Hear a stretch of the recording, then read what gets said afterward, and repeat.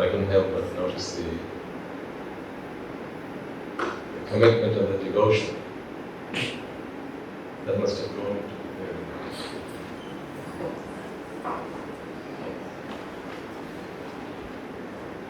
I don't know where you got it from, whether it was the school or whether you got it from home or whether you all got together and arranged it. But I think just taking the time to do it, one flag at a time, just one at a time, and the patience along with that, and the devotion was more than all. With thoughts towards the Buddha, the Dhamma, the Sangha, it's incredible. And all this. Only last week, after I got up from the chair, did I realize the setup that you had behind the Swami Namaste. Only after I got up did I realize that it was all so wonderfully decorated and set up. So I'm only encouraging this because it will help you earn the merits that you need on your path to Nibbāna. Merits does a lot. It takes you a long way. And wherever you have the opportunity to earn such merits, I think a wise man will always step forward and make use of that opportunity. Soon you will realize, very soon, that you are here because of your merits. It was not your decision alone, not your choice alone to be here. Because soon you will realize there is no you to make a choice.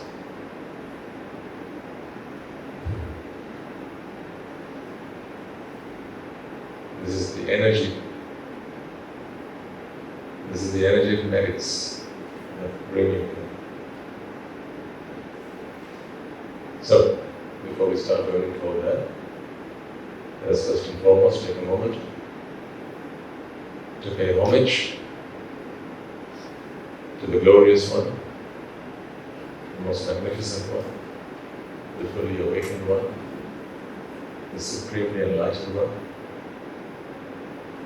reminding ourselves that this is an oath and a pledge that we take upon ourselves to fulfill the noble path and to free ourselves from suffering. That is why we are here, that is our purpose here, nothing more, nothing less. As we renew our precepts this morning, let us also take a moment to remind ourselves that these precepts should be your stepping stone to your deliverance. It is not just an observance that we take. There's a very profound meaning behind each of these precepts, which we will come to learn one day. But for the time being, whatever you know and however you understand them, make a resolve that may you never have to observe these precepts again. Why so? If you don't break them, then you don't have to observe them again. So, with that in mind, let us begin with today's proceedings. Namo tassa bhagavato arahato samma sambuddhassa. Namo tassa bhagavato arahato samma sambuddhassa. Namo tassa bhagavato arahato samma sambuddhassa.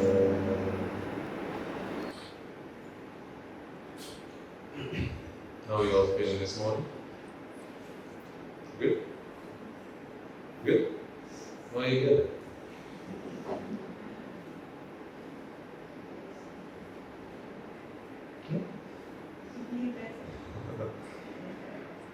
You can only feel better wherever you felt good.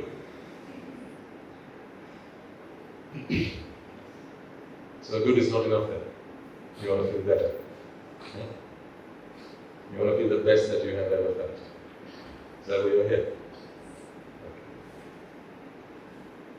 Okay. I don't know who told you that, but I'll do what I can.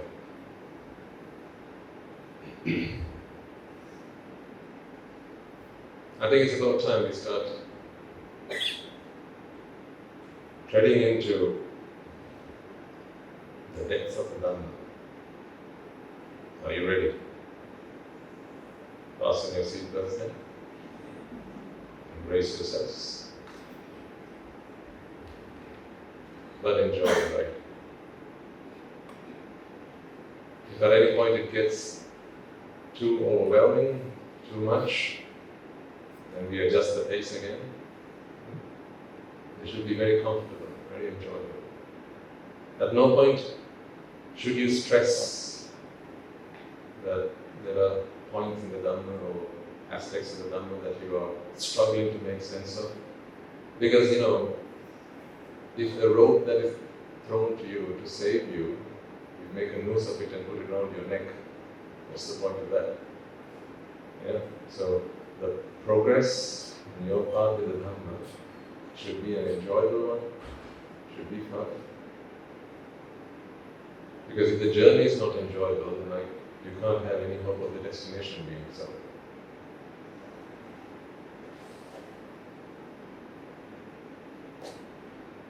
So right before we begin, one of the questions that people often have is, how do I know when I have understood the Dhamma?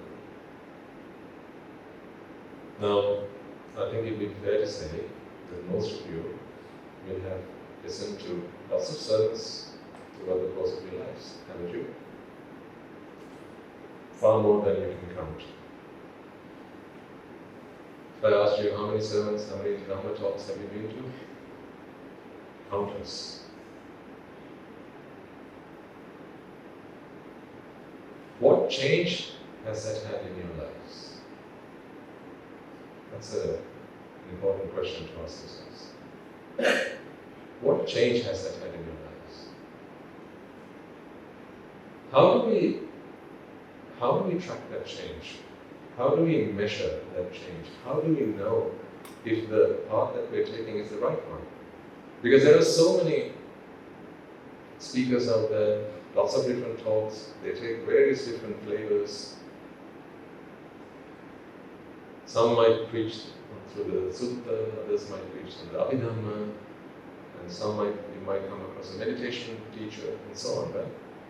So with so much choice, so many possibilities, I can only begin to imagine how you must find yourselves as laity. Where do you go? Which one do you pick? How do you know if this is the right one? If you go into a clothes store, you can pick something, take it to the fit-on room and try it on, give yourselves a few turns in front of a mirror, and maybe even ask someone, how do I look in this? And then you will decide to either buy it or leave it. So, in the Dhamma, now if you had the foremost authority, if you had the Buddha here in person, you would not have any doubt of that. You could just walk up to him and ask him. Having said that though, there were people in his time who went around looking for the truth. And even when they came across the Buddha and listened to him, they still said, if that's what you say, then maybe so, but I'll keep on looking. So even in the time of the Buddha, this problem, this conundrum prevailed. So in today's day and age, when there is so much choice, and all you have to do is just go online. Am I right? If you just go get yourself on YouTube, it's a plethora of choices out there. You'll be lost.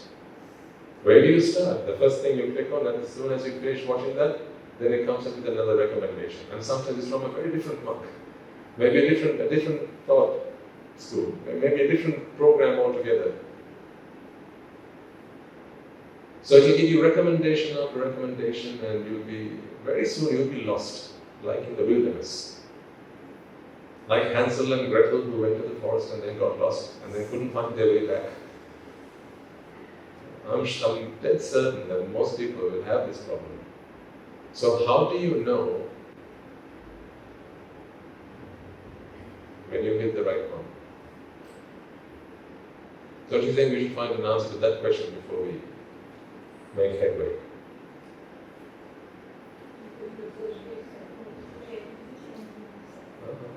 Yes.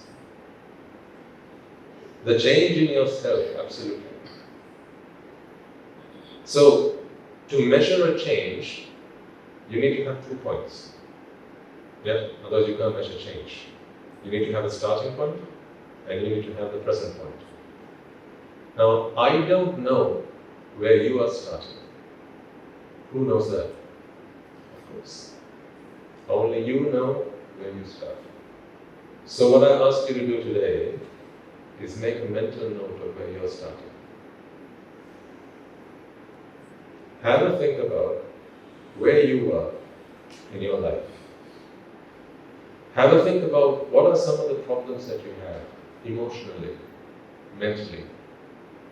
Have a think about how you approach certain things in life. When things just don't go to plan. When the whole world seems to be against you. When you have problems at home. When your children won't listen to what you say. When they misbehave. When they do something mischievous. And it really annoys you. So have a think about today. I'm asking you to make a mental note of how you might behave when you're feeling angry. Think about the last time you got angry. Think about the last time you were annoyed, frustrated, disappointed. When you felt like pulling all the hair out of your head. When you felt like, is life really worth living? You don't have days like that. I mean, why does someone ultimately decide to take their life? They will have had a day at some point in their lives where they thought, is life really worth living? With all this? Enough of it. There might be people who've been through that. And circumstances led them to that painful end. So today I ask you, ladies and gentlemen, to make a mental note of where you are. For 2 things, for 2 reasons actually. One, to give yourselves the assurance that you are actually making progress. Because here's what might happen. After a while, you begin to think, I've been coming to these talks every Sunday. I've been doing this now for a few months now. And am I really making progress? Because what you might forget is that where you started, you were a very different creature. Think for a moment about the plant that you have at home. Maybe it's a coconut plant, or maybe it's a flower plant, or whatever, right? Perhaps today it's quite tall. It's taller than you. But do you remember the day you brought it home? And you planted the seed or the sapling, and you started adding fertilizer, watering it, tending to it. Now you didn't see it growing every day, did you? You didn't see the amount by which it grew every day. But today you look at it and you think, wow. In fact, if you maybe got hold of a photograph that you might have had or taken back when you first wrote it, then you might think, that's amazing. How come this grew all this while and under my nose, but I never even noticed it? So there will be times, I'm giving you this as not a warning, but also just be mindful of it. There will be times where you might feel, I'm not making a lot of progress. And when you have those days, I want you to look back at when you first started. So that is why it's so important to make a mental note of where you are today. Think about the last time you were upset. Maybe it was just last night.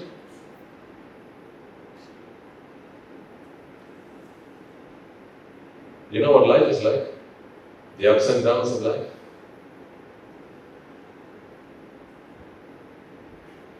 Tough times at work, tough times with the family, with friends, when you get cheated on.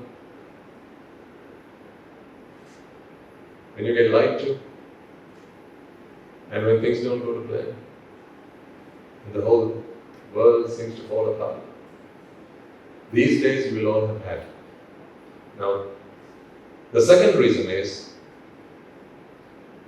that I need you to make a mental note of today is this. Where you are today, someone else will be tomorrow. So always have empathy towards all, towards one and all. Where you are today, someone will be tomorrow. 3 months from now, you will be a very different person. And then you might look back, or you might see someone who's coming here for the first time. They'll bump into you and they won't even say sorry, perhaps. They might frown at you, and then you will go, how dare these people? Don't they even have any manners? Don't they have any patience? Or as you drive up the street back home, someone will pull up in front of you. And then they'll show you the you-know-what finger. And it'll bother you to annoy you. But do remember, we all started somewhere. Where you are today, someone will be tomorrow, and the day after, and the day after. So, that is partly where your compassion and loving kindness will start to work. You need that. We all need that. So, if you're ready then, if you have these two things in mind, or at least you know where you are today, for these two very important reasons, I invite you to join this journey then, henceforth, as we start to make ends into the depths of the dhamma. So from here on, I need you to step into something I like to call the lap of life. So this is a science. If ever you're asked, where do you go on a Sunday morning? And someone asks you this question, try and not say we go and listen to a Swami Mahansa or a monk. In fact, you could tell them we listen to a scientist in a robe. Because I am not here to preach a religion. I'm here to preach to you a science. The ology of happiness, or happyology. What is the science behind happiness? Why is it that we are so keen on a science behind happiness? Because, when something's a science, it applies to everyone the same. That's why whenever something's presented to you, you ask for the solid evidence behind it, don't you? Like if I said there are spirits and demons and gods and devils, one of the first questions you'll ask me is, prove it. You'll ask me, where's the science behind it? You'll ask me, how do we reproduce that in a laboratory and get the same results? Because if it's subjective, then you are not willing to accept it. But when it's objective, now you are, because matters not who does it. If it's the same process, you get the same results. Well, guess what? Everything in this world is in fact objective. Anything subjective is purely a making of your own perception. More of that will make more sense as we go forward. So, I'll need you all to step into the lap of life. What is the lap of life then? Where is it? Where do you go find it? Is it at school, next to the chemistry lab? No, it's nothing like that. It is you, your life. The things I'll be sharing with you, ladies and gentlemen, I need you to check in with yourselves. When I say this is so, don't take it at face value. I need you to ask yourselves, is that really so? Did that really happen to me? Have I been through that? Is that how it processed with me? And what was the result? So through investigation, analysis, and then finally you can come to conclusions. So we take the scientific approach as we step forward here on. So let's begin then.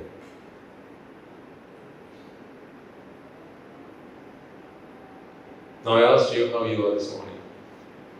And you all said you are good.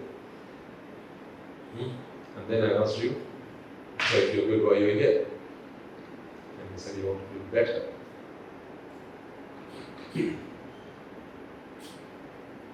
We say we are good when we are happy. At least somewhat.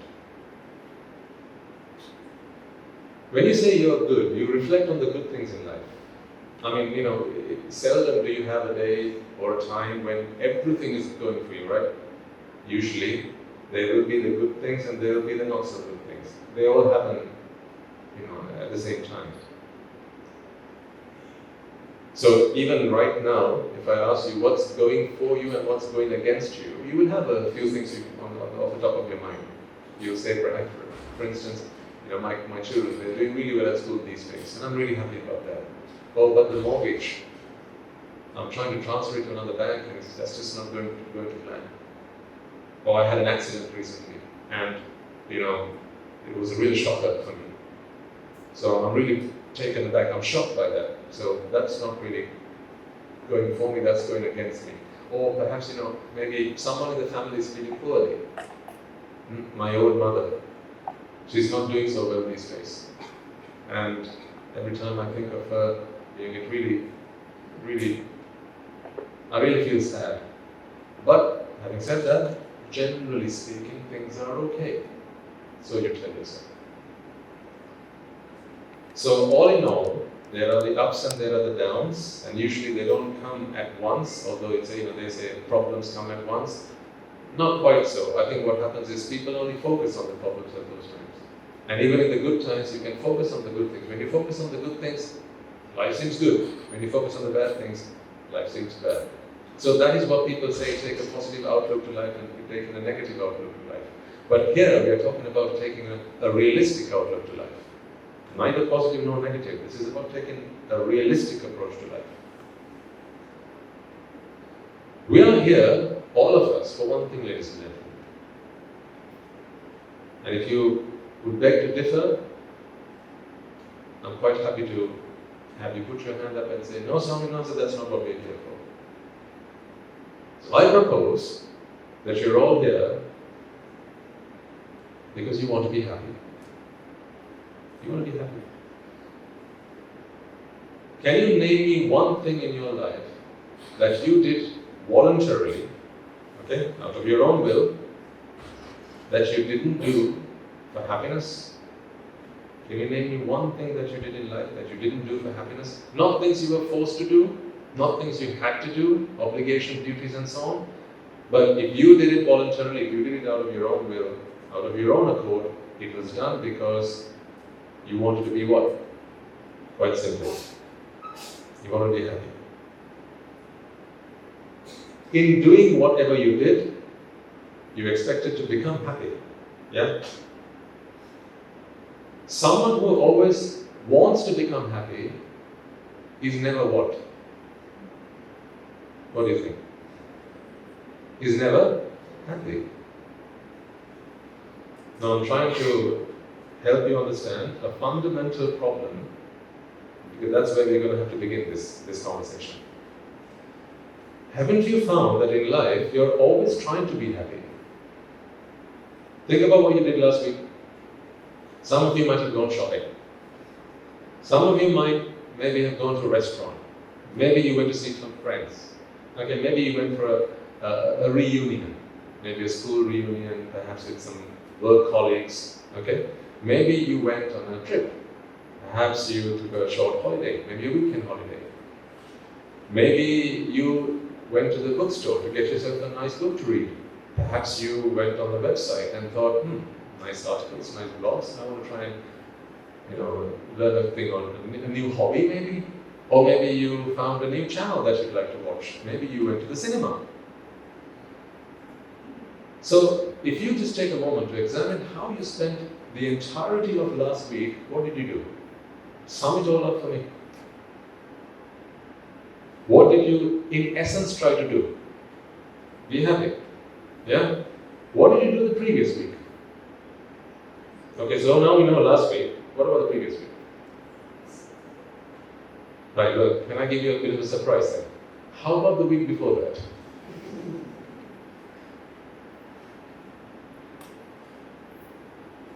I don't mean to embarrass you, but how about the week before that as well?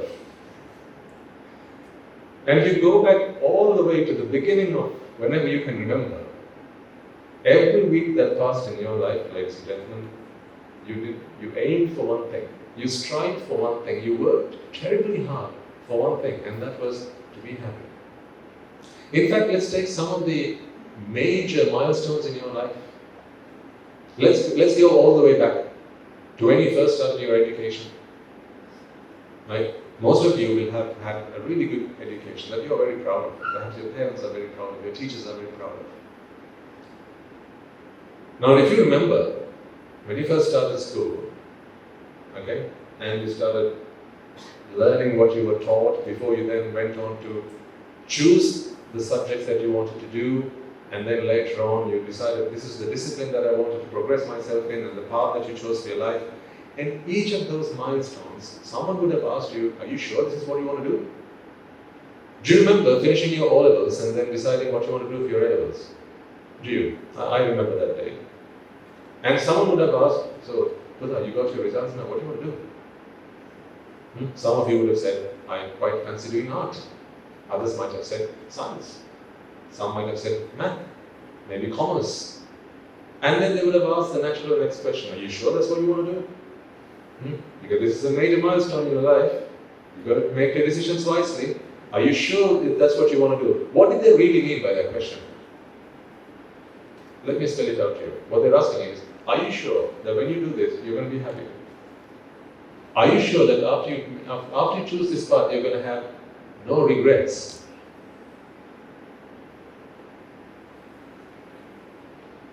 Yeah? So you chose, in those milestones, where you came to a junction in your life and you had to make those choices, people came and asked you, are you sure? In fact, they asked you so many times that you were left wondering, wait, actually, am I sure? You know, a question can be asked so many times before you begin to suspect yourself.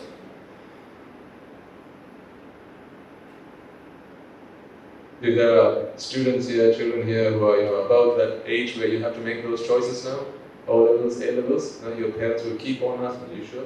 Sure, exactly what you want to do, are you sure about that? Yeah? Have you spoken to this uncle? Have you spoken to that auntie?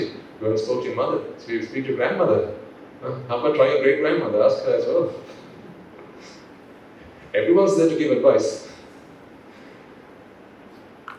But who's got to live with the choices they make? Of course. But on each of those occasions, you made a choice, hoping that that was the right choice. You hoped that was the right choice. In that hope, what was the real hope? If you took that hope and put it under the microscope, what was the real hope within that? I hope that this choice will help me be happy. Was there ever a choice you made voluntarily where you thought, I know that when I make this choice, I'm going to be unhappy, so I'm going to go to do it as best as I can? Ever? Have you ever done that? Let's be honest. No, of course not. You'd be very silly to have done something like that. No one does that. Even if the choice you're making seems silly to everybody else, you still do it because you believe that it makes you happy. How many times in your lives, ladies and gentlemen, have your parents, maybe your elders, adults, teachers would have come and said, make that choice and you're going to regret for the rest of your life?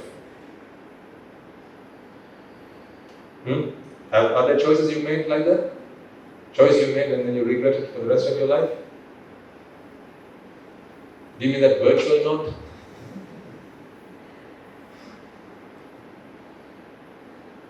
I've seen some people go, oh, you know what, if only I had met you before I met him.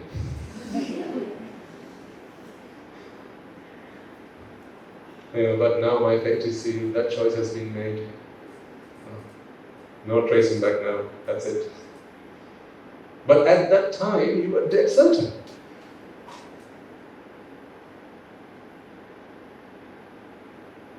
Such the la vie, such is life.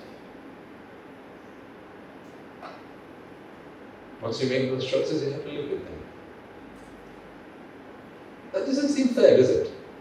The fact that once you make a choice, you have to live with the consequences. I mean, yeah, it makes sense. It seems fair, but what if every time you made the choice, it was always the right choice, so that you had no regrets? I think that is what I promised you in the first sermon. I'm going to give you a formula where you can make the choices that you want to make, and you will never regret. How much are you willing to pay for that formula?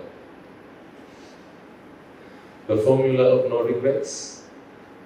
Those who regret know what I'm talking about. There are plenty of times, maybe when you split up with a friend over something so simple, and you regret it later in life. That day I shouldn't have said that. I spoke too soon. I should have been a bit more patient. I shouldn't have said that. I spoke out of turn, perhaps. Or maybe some associations you shouldn't have made, and you did, and now you can't reel yourself back out of them. There are those. There are some business relationships that you get into. People go into some transactions, make some relationships, form some bonds, associations, that then they go on to regret. How I hope that at that time I had more wisdom about me. I had my wits about me. Life is full of regrets. That is because you are yet to uncover the formula of no regrets. We regret some of the choices we make in our lives, folks, because although we hoped that these choices would make us happy, it turns out that they don't. That is the problem. That is the problem. You end up making choices that later on you realize, it didn't make me happy. I thought it would, but it didn't. This is when you regret. This is when you're disappointed.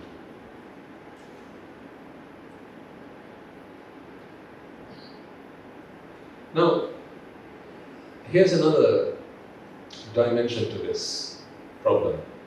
I'm on your side, okay? I'm not saying you're all fools for having made some of those choices. I'm actually on your side and I'm talking on your behalf. It might sound like the devil's advocate, but I'm actually speaking on your behalf. Hear me out. When you had to make those choices, whatever those choices would have been, right? What A-levels after my O-levels? Which university, perhaps for some of you? What business do I get into? Which profession should I make a start on? Which trade should I choose? Right? Who do I get married to? Where do I go and settle down? How many, should I have kids? And how many should I? If I do, should we move abroad? Should we settle down there or should we come back? Should we sell our old house or should we keep it? Should we live with the parents or move out? So many choices. Now I'm on your side. When you had to make those choices, you consulted people. First of all, you consulted yourself, and if that was not enough, you consulted others. That's partly where you went wrong. And let me explain why. Before that, I want you to answer this question for me. Say you chose to do physics for A-levels. Okay, so we're going back to A-level time and you want to do physics. Now you need a master to teach you physics, don't you? A master who can teach you physics so that you can learn enough to be able to get a good grade and then go on to maybe university. Now when you're looking for a master to teach you physics, what qualifications would you look in there? Or would you look for in there? So you're looking for a tuition master to teach you what? Physics. Okay? At what level? A-level physics.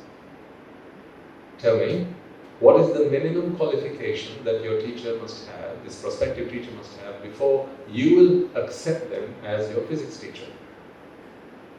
What do you think? Past grade 8? Not enough? Grade 10 then. They've got the best results in the classroom at grade 10 term exams. No good? Okay, O-levels then. They've done their O-levels. They got 98 for physics. For their O-levels. No? Okay, what is the minimum qualification then? Minimum qualification? They should have done their A-levels in physics and at least gotten themselves a what? An A pass. Are you all in agreement with that? Anyone beg to differ? No. Excellent. Now brace yourselves for the next question. See, love of life. When you wanted to make some choices that you thought were going to make you happy eventually one day, you went and consulted someone to give you advice on how to be happy. What is the minimum qualification they must have? Go on.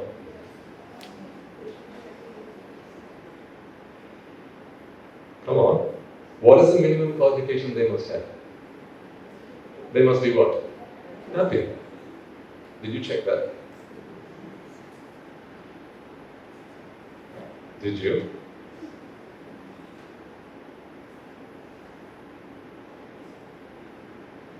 You should be shocked.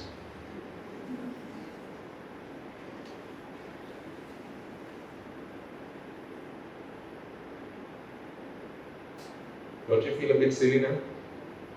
For having consulted someone who didn't have the minimum qualifications to give you that consultation. Now let's fast forward a little bit. You want to choose the partner of your life. There are young children here who are looking to get that advice from you all at one point in their lives. So let's ask those who already made that jump. When you decided, or when you decided you want to get married, live your life with someone for the rest of your lives, commit yourself to someone, whether that was the right choice was the first choice to be made, and secondly, who that choice ought to be. Who that ought to be. Now, for someone to be giving you consultation on that, what minimum qualification must they have? If to take a physics A-level, you need someone with at least an A grade for physics. For someone to be giving you advice on marriage life, what qualification should they have? A happy marriage life. Where do you find such people? No, you do. Let me tell you. At the end of every fairy tale, and the prince and the princess, yes, they lived happily ever after.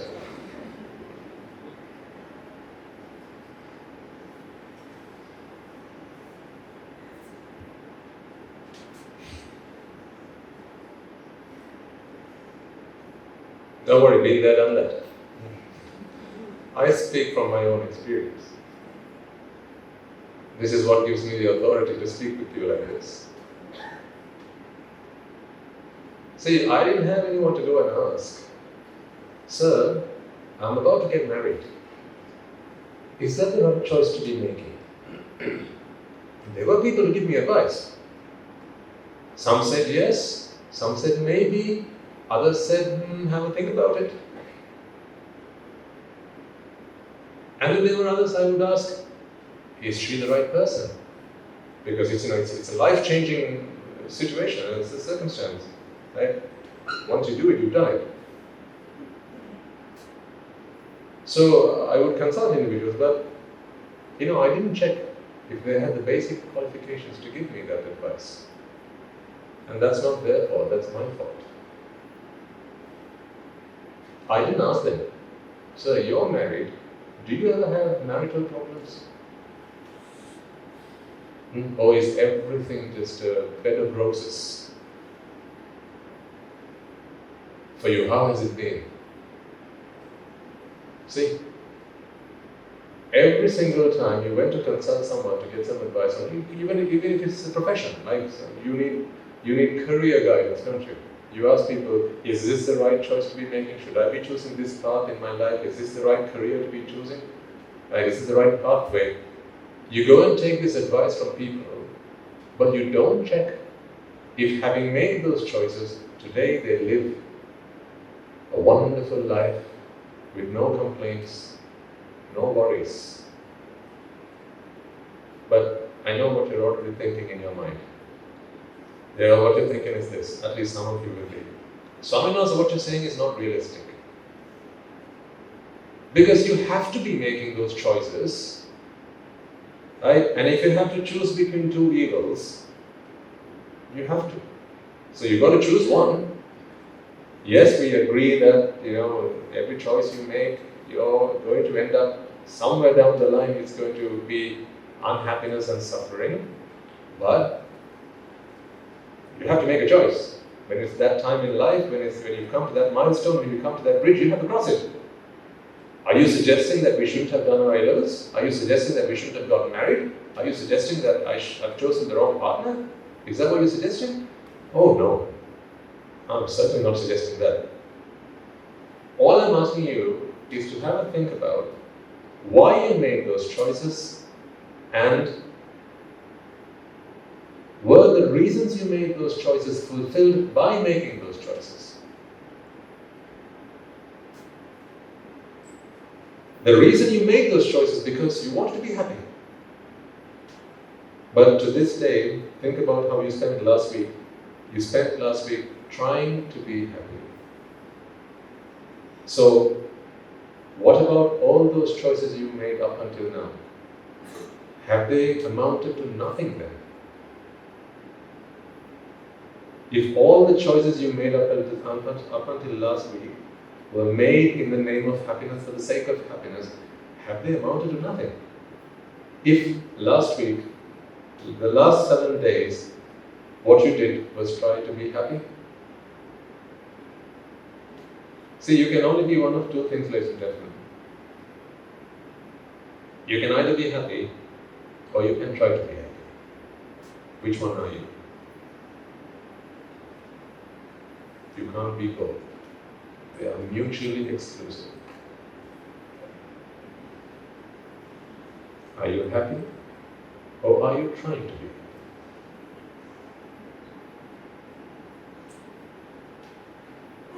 Why do you listen to music?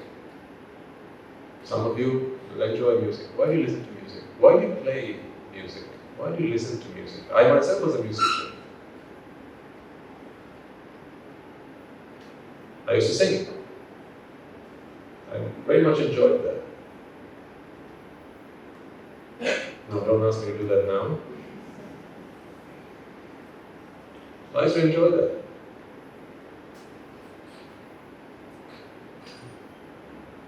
But you listen to music, why? Is that because you're happy or because you're trying to be happy? Trying to be happy. Do you remember last time you baked? Make something nice at home.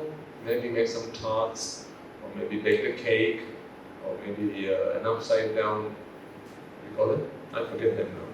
Pancake, yeah? Pancake? Pineapple, thank you. Pies, yeah? Pies. Huh? Or maybe, what? Pigs in blankets. Huh? So you make, sticky toffee puddings.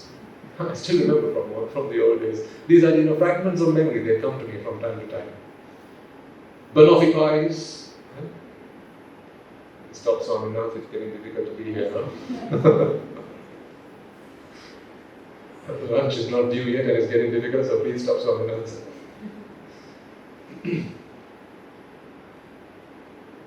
Why? Because you were happy or because you were trying to be happy? Trying to be happy. When you last went to a restaurant, I'm not saying just because it was far too inconvenient to cook something for yourself, but because you thought, for a change, let's go out tonight. Let's go for lunch somewhere. Let's go and have something nice, for a change. Let's go to a Chinese or a Mongolian or a French restaurant, or I don't know what they have these days. Let's try something new, something interesting, something exciting. You did that why? Because you were happy or because you were trying to be happy? Step into the lab of life and you'll find these answers. I'm not giving you the answers, I'm giving you the questions. You give me the answers. Someone once told me, the best teachers, they don't give the answers, they ask the right questions and allow the students to come up with their own answers. Because what you come up with by yourself can never be proven wrong. Because it is your own conviction. Anyone here watched the film Inception? It was a nice film. Before I ordained, I used to be a film fanatic. That's how I used to spend my weekends. Wife on this side, takeaway on this side, and film on that side.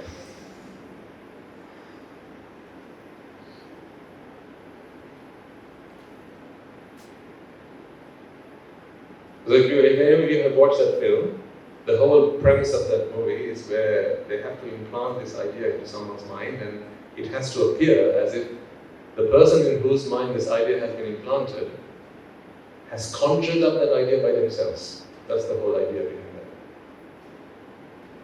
Now if you haven't watched that, I'm not saying go home and watch it now. If you have, then I just wanted to use that as an example. So I'm not giving you the answers, all I'm doing is asking you the questions. So then I can't offend you, can I? Because I'm only asking the questions. If I say you're this, you're that, you're the other, that might be offensive. All I'm doing is asking the questions, you come up with your own answers. And you're free to do so. So you did that because you wanted to be happy, right? Let's... So you watched... last time you went to the movies. What's in the theatres these days? What's in the cinemas these days?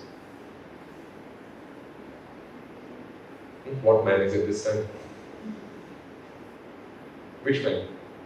I don't know, every year they come up with a new man, don't they? Someone plays Spider-Man and Batman and Ant-Man. Every year they come up with some man. No? John Wick. Okay. So that's in the theatre system. Alright. Thank you. So when you went to watch that, whichever one you went to watch, I ask you again, is it because you were happy, or is it because you were trying to be happy? You were trying to be happy. Now you can't be both. You can only be one or the other. If you are happy, you have stopped trying to be happy. If you are trying to be happy, you are yet to be happy. You are yet to be happy. I like to bring the analogy of a man lost at sea. A man who's lost at sea on a raft. Some of you might have heard me say this before, if you've come along to some of the sermons earlier.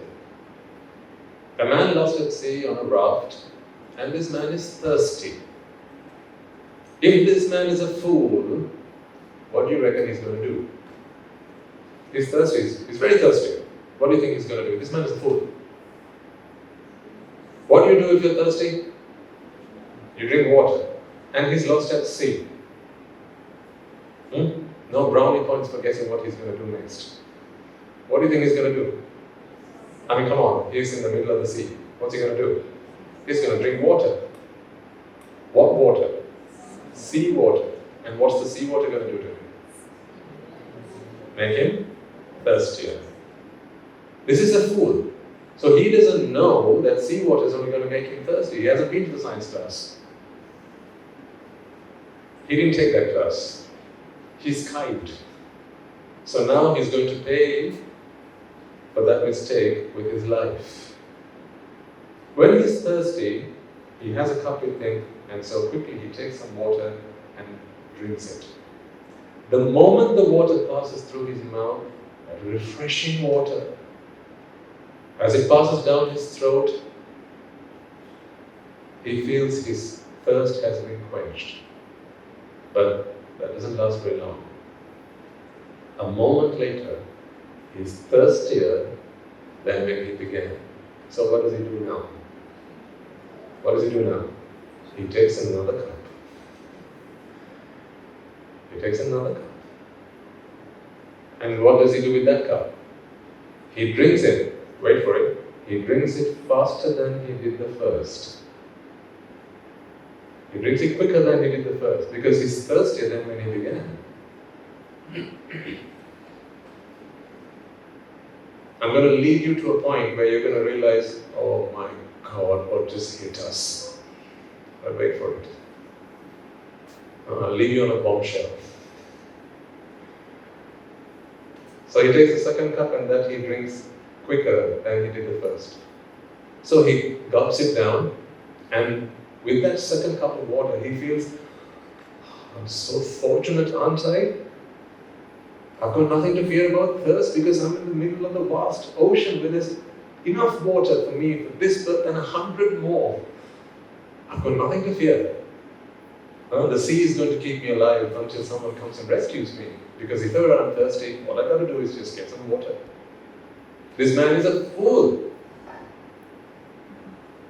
So, he's thirsty again. You expected any different? No, what does he do now then? Previously, 1 cup was enough. Now what does he do? Now he takes 2 cups. Swallows it. His tummy fills with water. His stomach fills with water. Because the water has to settle down somewhere, and that's in his stomach. So, his stomach is full of water. But,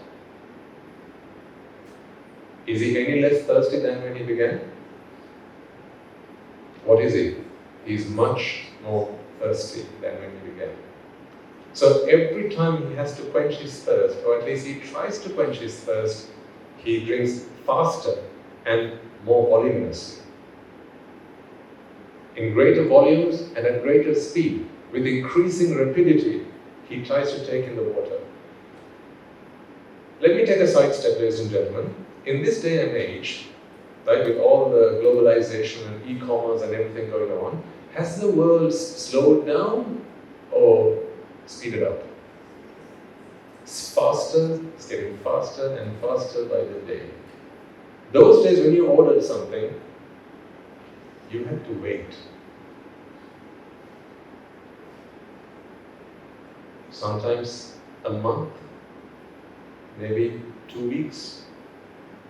Today, when you order something,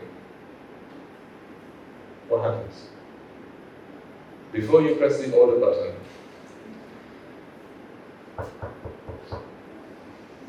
the delivery driver is at the door. And you open the door and they say, you were hovering over the button, so we thought you were going to order it, so we brought it, might as well.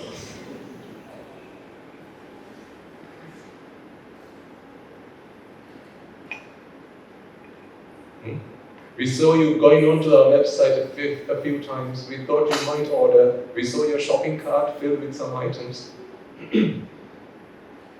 We tried to encourage you to click on that order button by adding a 10% discount. We did all that. And then we realized you were just buying yourself some time. But we felt sorry for you, so we thought we'd bring it and stay outside until you press the order button. And what's better, madam? Here's the delivery, pay later. You can pay it in installments.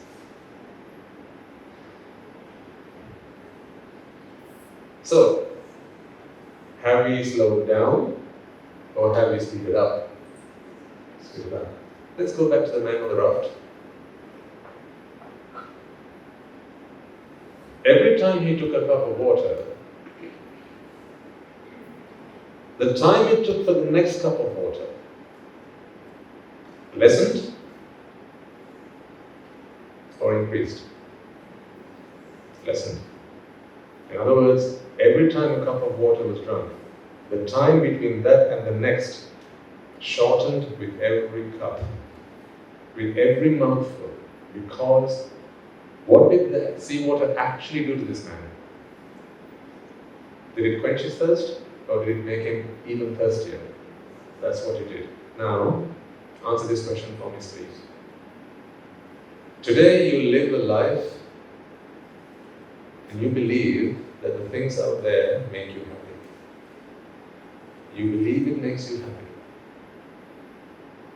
We agreed that you can only be one of two things, either happy or trying to be happy. But that man on the raft has not quenched his thirst. He is only trying to quench his thirst. With every effort he makes, with every mouthful he swallows, he's only trying to quench his thirst. Isn't that the same thing that's happened to you, ladies and gentlemen? Step into the level of life.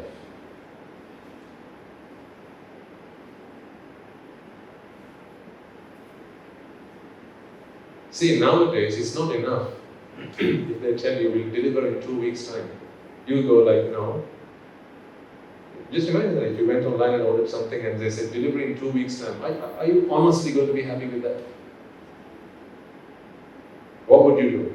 You'd either choose a different retailer, like maybe go on a different website, or maybe ring them up and say, are you serious? 2 weeks? In this day and age? Come on, man. We order it today, we've got to have it by the end of the day. That's service. Why has service had to become so fast and so rapid? It's not for the sake of service. It's because people can't wait. You can't wait for things to happen. As a race, we have become so impatient. We can't wait for things to happen. So now you need same-day delivery. In some countries, they deliver things using drones. Because if you drove up there to your home, then you got stuck in traffic. That slows them down. You can't wait that long.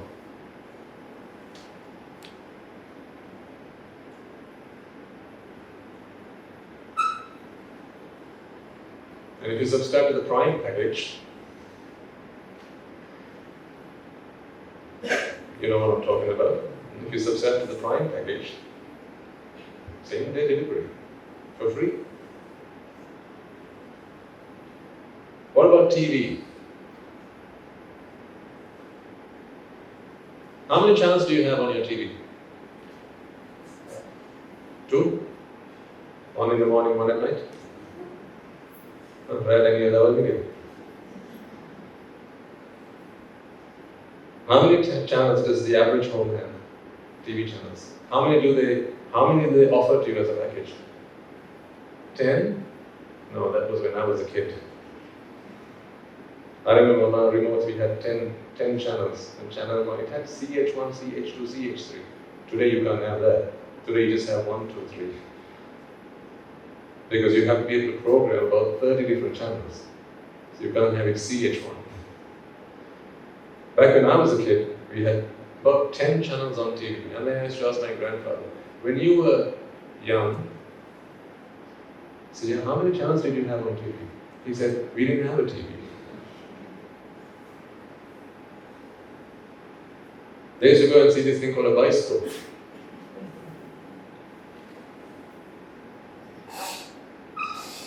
But now you have Netflix.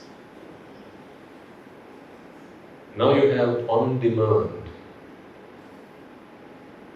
Tell me, are we more advanced as a species? I want you to think. I only ask the questions. You come up with your own answers. Whatever answer you come up with, I will accept it as valid. Because if it's valid for you, it's valid. Technology has advanced. I'm talking about the human race as a species. What has happened to our patience? You know, we sing hymns and shout on the roof as patience is a virtue. What has happened to that patience? We are no longer patient. We are no longer patient, ladies and gentlemen, because we cannot wait. That's not to say that we are an advanced species. It is not evidence of that. It is evidence that we are a very weak species. Physically, perhaps, people are fit, but mentally, people are very weak.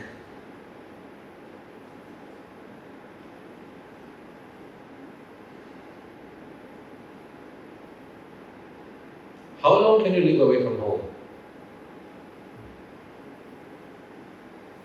It's a rhetoric question. I need you to come up with your own answers. So go to the lab of life. Come up with your own answer. How long can you live away from home? Now you might think, well, I can go on holiday. If you give me somewhere like Hawaii, I can be there for 1 week, maybe 2 weeks, 3 weeks. But how long can you actually be away from home? Where you have your, that is your palace. That is your castle. That is where your heart is, as they say. That is where all your loved ones are. That is where all the lovely things that you own are, the things that keep you happy. Your home has to sustain your sanity. Does it not? All the little ornaments that you have at home, the decor that you have at home, all the time that you have spent doing it up. See, those are the things that you do to try to keep yourself happy. Every once in a while, you have to change the internal layout, don't you? Maybe once a year, every 6 months or so, you move things around, the furniture around. You need a change. Variety is the spice of life.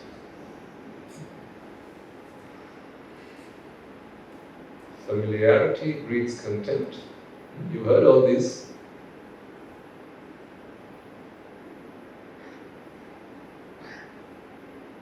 I'm going to put each of those sayings under the microscope and show you how it makes much more profound sense than just what is there on the superficial layer. You heard the saying, absence makes the heart grow fonder. There is so much profoundness in that. It's easy just to say as an idiom and then move on. In a conversation you say, absence makes the heart grow fonder, and you just carry on. But in those words, there is so much dhamma. If only we stop to understand and realize. So, before I can take the next step forward, are we in agreement that, generally speaking, none of us are happy? We are trying to be happy. I didn't say you in case you thought that might be offensive. So I say we. None of us, okay, us, all of us. None of us are happy. We're all trying to be happy. Is that alright? Instead of saying none of you are happy, you're all trying to be happy. You agree that you can't be both at the same time? I learned how to be happy. I learned how to stop trying to be happy and be happy. That is why I don't need the things that you need to be happy. Simple. Simple as. I myself needed a wife to be happy, but I learned how to be happy without one. I needed a car to be happy. I learned how to be happy without one.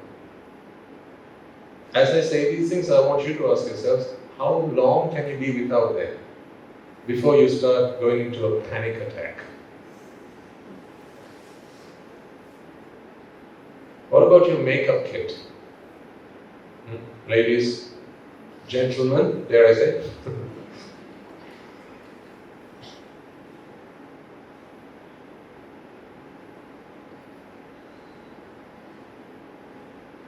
How many of these things do you need to be happy? Because you're trying to be happy. What about your friends? School friends, work friends, relations, neighbors, and so on. What about your films? What about your music? What about your books? What about the nice food that you have built, a palate up for?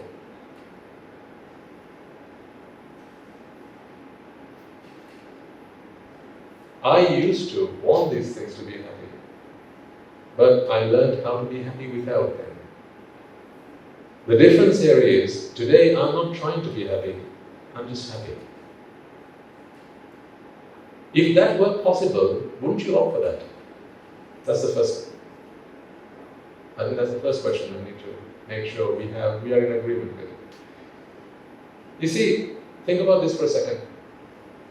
Let's take the example of something as simple as baking a cake. Okay? Baking a cake. Most of you will have, at some point, baked a cake. And now we know that we bake a cake because we want to be happy. Yeah? So when you eat the cake, you're happy.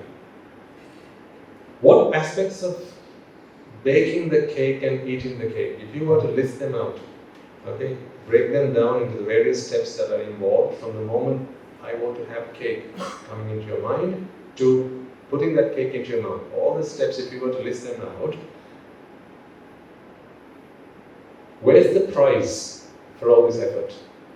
At the top, in the middle, or the end? Where's the prize? At the end, right? Because that's the point where you're going to be happy. Now, think about this for a second. All the other things that you have to do, let's say we broke it down to 10 steps. So first you got to say, think, I want a cake, so that's when the thought first comes into your mind, and now you have to go shopping to buy the things you need. You've got to buy the flour, you've got to buy the icing, sugar, you've got to buy, I don't know, what do you need to make a cake? I can't remember now. Huh? Beg your pardon? Butter, thank you, butter, right? Etc., etc., etc. Yes, thank you. Save me, please. So you buy all the things you need, right? So you have to go to the shop to buy them. You bring them home, and then after that, you've got to start making the mixture up, right? Do the batter. Yes, you start doing it up, right? And then you've got to read the recipe book. You have to put it in the oven. You've got to heat it up. You've got to watch it so that it doesn't burn, right? And you've got to. So you know all the steps that are involved in baking a cake. Question time.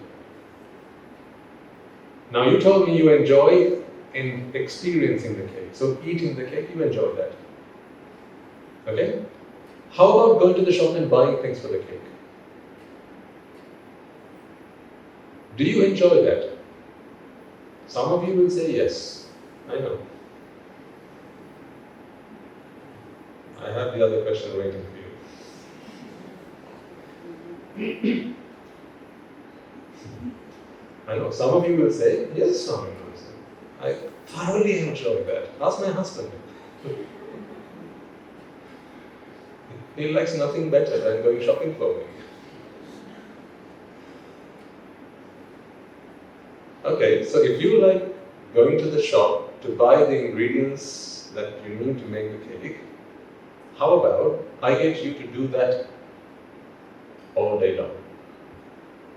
So go to the shop, buy the ingredients, come home, get back into the car, after you put them back on the table in the kitchen, and then back in the car, go back to the shop again, and then do your shopping, buy it again, come back home again, right? Put it back in the house, and then go back again to the shop, and buy it again, and come back again. If you really enjoy that, if you're telling me that you enjoy buying the things you need to make the cake, let's just keep doing that. Do you enjoy that? I ask you again. Be honest. No. So you don't enjoy that part. Alright. Let's go to step number 2. Making the cake. Okay? So that is mixing the flour and the water and the sugar and the butter, right? Doing the batter up. Do you enjoy that? Now you're saying no. Because you know that question coming up next. If you say yes, if you said yes to that, then I propose, let's give up our day jobs and let's all go and work for Perra and Sons or whatever. Where there are people who are employed to do just that all day long. Let's go work at that. Huh? If I ask you to go and work there, do that as your day job, would you enjoy that now? All you got to do day long is just do the batter. Get the ingredients, mix it up, make the batter. And then again the next one, and the next one, and the next one. Before long you're going to say, enough. Enough with the cake. I don't want the cake. I don't want the cake given. So do you enjoy that part? No. But you do it nonetheless because it is you trying to be happy. So you do it. Because you see no other path to your ultimate happiness. In your world, your ultimate happiness is, diving into that cake and putting it in your mouth, stuffing it into your mouth and taking that first bite. As those flavors touch your tongue and you experience that, right? That is you and ultimate bliss for the time being. You're willing to make all those sacrifices. You're willing to go that extra mile. You're willing to engage in all that labor so that you can enjoy that prize. That's what you're waiting for. Then sticking it in the oven and watching it while it bakes. Do you enjoy that part? Some of you will say yes, until I ask you the next question. So if you said yes to that, from here on, your day job, all you got to do is, I'll give you a chair, sit in front of an oven and watch it. Watch it bake. Right? From the morning to the evening, just watch an oven bake. Do you enjoy that? No. I know some of you will be saying something like this also in your minds. Everything in moderation, Swami Maharaj. Too much of anything is not good enough. Middle path, Swami Maharaj, middle path. Aren't you going to talk to us about the middle path? Huh? I will talk to you about the middle path, but not the middle path that you know. The middle path that the Buddha taught is a very different middle path to the middle path that you think he taught. Today people believe that the middle path is everything in moderation. That is not the middle path, ladies and gentlemen. So, there are people who say, we don't drink too much, and we don't not drink at all either. Just take a little every once in a while. Middle path. Noble Eightfold Path. Do you reckon the Buddha said, take a bit before lunch, and that is the path to liberation?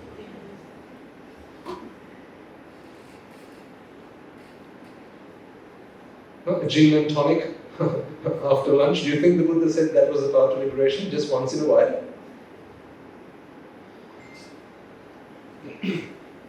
And then to add injury to insult, people say, well, sura mere majjapam.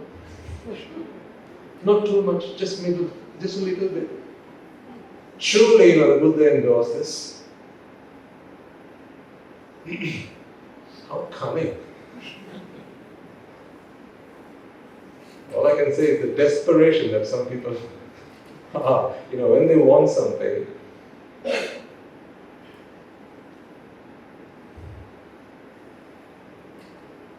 that is not the middle path. That is a twisted middle path. That is not the middle path. What the Buddha taught was a medium. A medium to liberation. Medium doesn't mean low, medium and high. Not that medium. A medium to get somewhere. A path to get somewhere.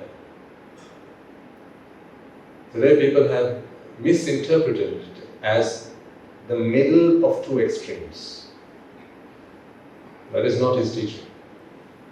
We'll talk about all this. Just hang in there. Because I can't just come and dump everything I know on the first day. Right? The next day, none of you will come. If I shared with you everything I knew about the Dhamma, the things I have learned in the 6 years of my ordained life, in one day, folks, you won't come here again. Because I didn't learn all of them on one day. You've got to take it one step at a time. Just like last week I said, let's not rush. We've got all the time in the world. That's all we have and that's all we don't have. But time. But we've got to do it one step at a time. We've got to do it right. I'm not here to just rush things and impress you all with all the Dhamma that I know and then walk away. That's not what I'm here for. We are here for change. I'm here to help you transform yourselves. As I promised you last week, I'm here to help you become the best mother that you can ever be, the best father that you can ever be, the best brother and the sister that you can ever be. I'm here to help you become the best citizen that you can ever be. I'm here to help you become the best version of yourself. Don't try to be me. I'm already taken. Don't try to be somebody else either. They're also taken. You're the only one who's not taken. So just be yourself. Become the best version of yourself. That is what this program is about. So, coming back. What were we talking about? Baking the cake. Yes. So we sat in front of the oven, waiting for the oven to go ting. And how long can you do that? How many times over? Once is enough, right? For one cake. Huh? So you don't enjoy that. Okay, let's proceed. We open the oven, take the cake out, and now it's there on the table. Surely, at least now, you think we've come to the enjoyable part. No, but before you eat the cake, you have to cut it. Who here enjoys cutting cake? Now I don't see any hands going up, because you know the next question that's coming your way. If you enjoy slicing cake up or cutting it into pieces, I have a job for you. All you have to do is cut cake. Not eat cake, cut cake. Not cut cake, cut cake. Up for that? No. After a while you'll go, I'm sick and tired of this job. Can I have another one? You will?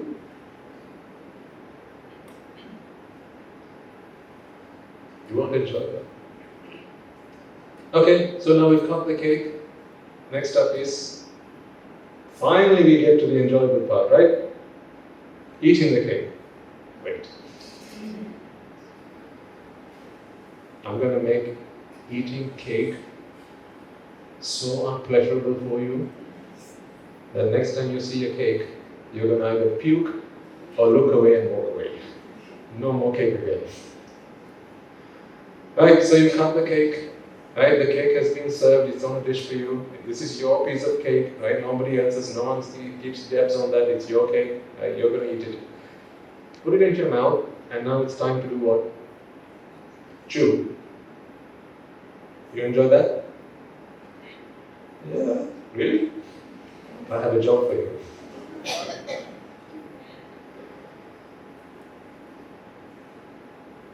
Before long, you're going to say, "Oh, my jaw hurts." You're going to say that. So that is not enjoyable either. There's only one part, one tiny part that is enjoyable here. That's when your tongue receives the or your taste buds experience the taste of the cake and takes it through your neurons and into your brain, and your mind perceives that you have eaten cake. That is the only moment where you enjoy having cake. All of the other pieces, all of the other steps prior to that, let's not forget, after that. What happens after that? Now the cake has been eaten, what is left? Two things, leftover cake and the dishes and the cake knife or the bread knife that you have to now wash up. Enjoy that? Clearing up? If you do, I have a job for you. At our monastery, we have about 450 people now, and that's a lot of dishes that need washing. Come with us. There's a lot of washing up to do at the end of every almsgiving. So if you really enjoy that, just come along. Of course you don't. That is why at home, you and your hubby take turns. That's why you and the children take turns. Today we do the dishes, tomorrow you do the dishes. That's why you have a maid. Some of you. Some of you have a maid. Is that because you thoroughly enjoy washing the dishes? I mean, are you out of your heads? When you so much enjoy washing dishes, why do you hire someone to do it for you? Which brings me on to another point. Sorry, I'm here to burst your bubbles, okay? Because I'm here to talk to you the truth and nothing but the truth. wearing this, sitting down on this throne, having sought his permission, I am not allowed to speak anything other than the truth. As harsh as it might be, as dark as it might be, if it's the truth, that is what I shall speak. Whenever you've had enough, you can tell me, Swaminas, you know what? The truth is so unbearable. Can you stop talking to us about it now? Absolutely. I'll go back to the monastery and you can carry on with your lives. But for as long as you invite me to come and sit on this throne, I can only speak the truth. I'm only permitted to speak the truth. Brings me on to another point. You know the jobs that you're in? You're all engaged in some profession or the other. Someone hired you to do that, right? Either the taxpayer hired you, if you're a civil servant, so the government hired you. So still you will have someone to report to, even if it is the president, and you still have to report to someone. And the president has someone to report to. He has to report to the citizens of the country. So everyone has to report to somebody.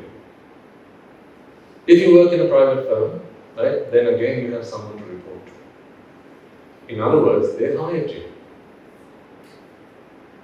You might say that, Swaminas, why did you choose the life of a monk? Is it because perhaps you didn't have the same opportunities that I have today? Maybe. Look at me, I do a really enjoyable job. I really thoroughly enjoy my work. It's the best job in the world. If it is, question time. Why did the person who hired you hire you? If the job that you are doing today, if the work that you are doing today is the most pleasurable, most enjoyable, most fulfilling, most thrilling job there is to do on this planet, why did someone pay you to come and do it? Shouldn't they have done it themselves?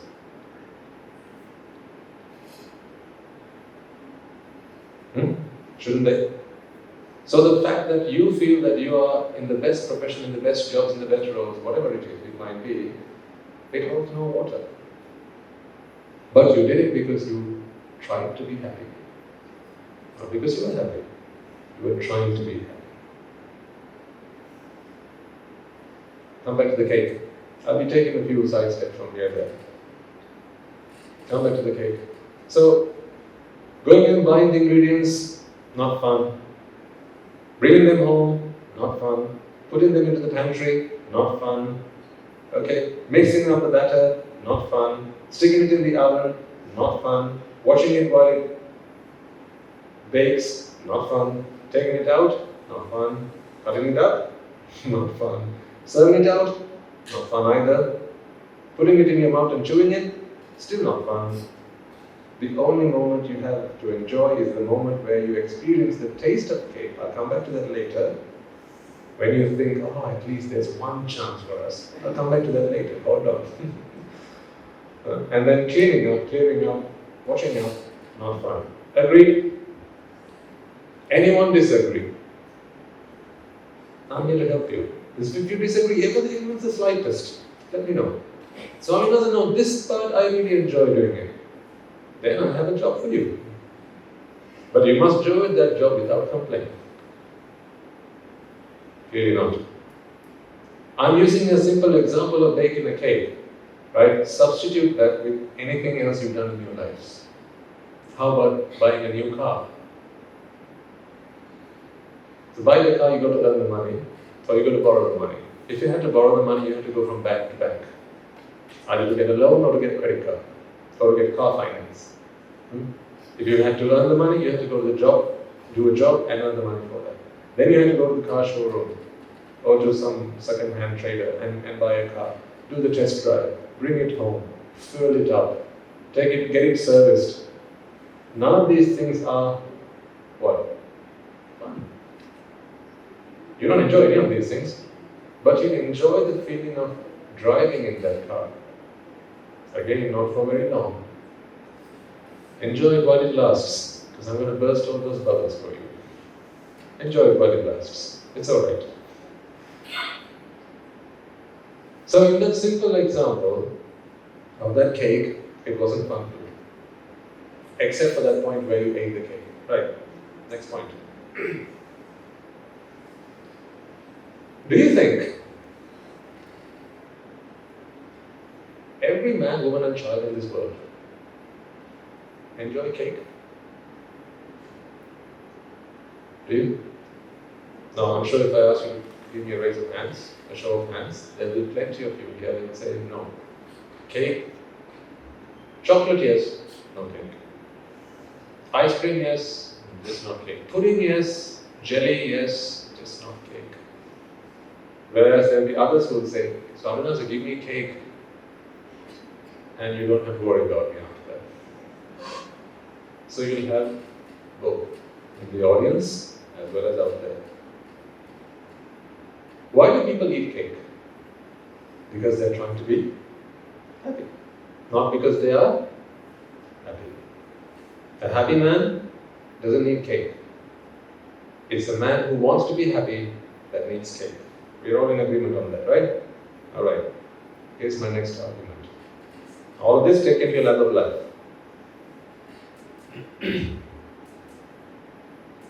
If cake is something that helps us be happy, why doesn't everyone enjoy cake? Think about it.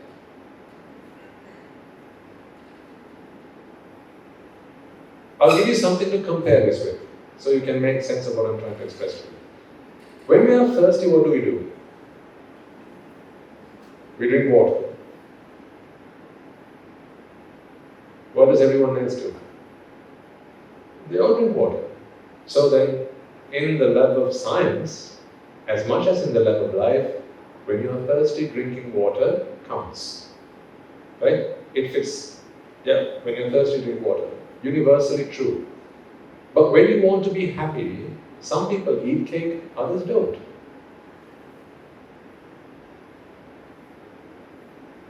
Let's go back to the water. Because everyone drinks water, from man to beast, right? Because everyone drinks water when they're thirsty, can we not universally agree that water has the ability to quench one's thirst? It can. So it can rehydrate a dehydrated body. And for science and biology, we can prove that. That is how it works. Why not the same with cake then? Why is it that when someone wants to be happy, why doesn't everyone who wants to be happy go and eat cake? Why is it that some do and others don't? Why is it that you do but your spouse doesn't? Why does your child not do that? Water we all drink because water has the ability to make us, to rehydrate us. It is characteristic of water. So then, do you think making happy or the ability to make happy is characteristic of cake? I want you to answer this question for me. Do you think cake has the ability to make someone happy? Do you? Yes or no? Subjective. Yes.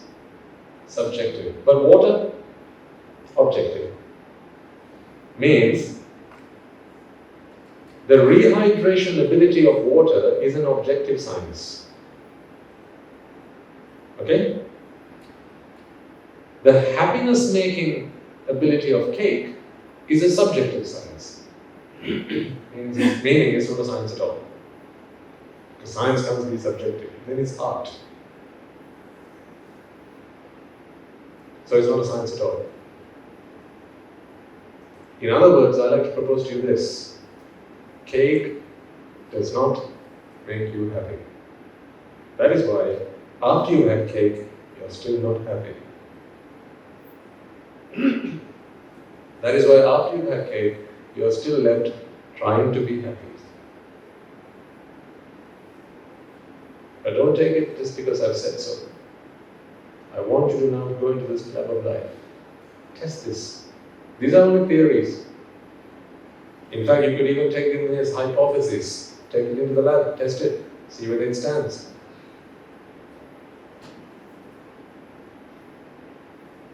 So if cake had the ability to make everyone happy universally, then you should all be happy with cake, shouldn't you? But it doesn't work like that.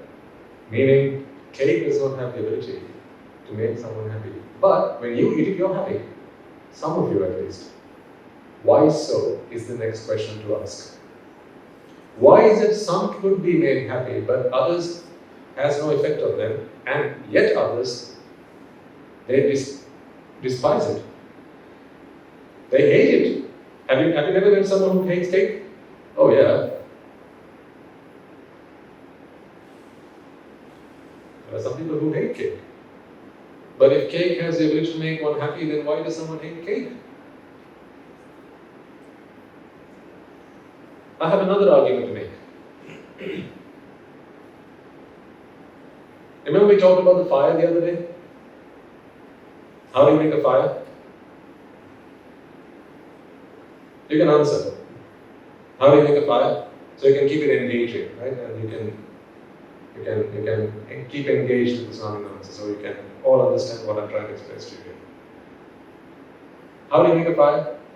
You need three things, right? You need oxygen, you need fuel, and you need a flammable. You need the temperature. So we know that these three factors are essential to a fire, and these three factors are proportional to the size of the fire, because as you turn them up, the fire goes up. As you turn them down, the fire goes down. And if you take them out, the fire goes out. Yeah? If cake makes you happy, the same should be true. If cake makes you happy, the same should be true. Let's take the first slice of cake on a plate. And this is the first piece of cake you're eating, okay? Are you not happy when you eat it? Of course you are. Okay? Chomp, chomp, chomp. Very happy. Right? Swallow it. Very nice. Someone asks, oh, you look like you really enjoyed that. Can I interest you in another piece? Oh, well, you've got to be polite, of course, to be polite. Can't be seen to be very greedy. Then you say, well, if there's enough for others, why not? And then they give you another piece. And so that piece also you enjoy the experience of using that, your fork, and you take the bits of cake and you eat it, having a bit of a chat while you do so, and you consume the second piece also. So then they see you eating the second piece, and you finish the second piece, and someone says, oh, you look like you really enjoyed that. How about I interest you in a third? Can I give you another helping, another piece? And then you say what? What would you normally say? Okay, say nobody's watching. So no need this unnecessary politeness, no etiquette, all that out the window. Right? When no one's watching, who cares about manners, right? No one's watching. Okay, so the first piece went down, second piece went down, now it's time for the third piece. There's still room in the stomach, there's still room in your stomach. Okay? Third piece. How excited are you feeling about the third piece now? As much as when you were about to take the first? As much as when you were about to take the second? What do you think? Lap of life? Come on, lap of life. More or less? Of course. See, unanimously you're all saying less. Now it becomes a science. Because you're all unanimous. You all have, so not only is it subjective, it's now objective. You're all saying, after the second piece, Swami said, I might be able to squeeze in a third, but, that's probably my limit. But you still have room in your stomach. In fact, if someone came and said, I've got some chocolate eclairs, would you like some? Oh yeah. But you said no to cake. Well, that's another matter. Let's not mix all this together. Yeah? That's another matter. Cake is one matter, eclairs is another matter. So why no to cake but yes to eclairs now? See, cake, you said, made you happy. Okay? If it's a science, more of X should give you more of Y. But what is life showing us now? The first piece of cake you enjoyed, second piece of cake you enjoyed more or less. Third piece of cake you enjoyed even less. By the time it comes to the fourth piece, you're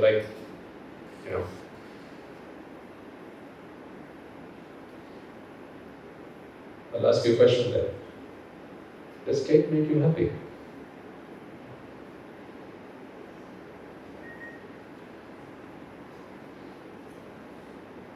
Think. Does cake have the ability to make you happy?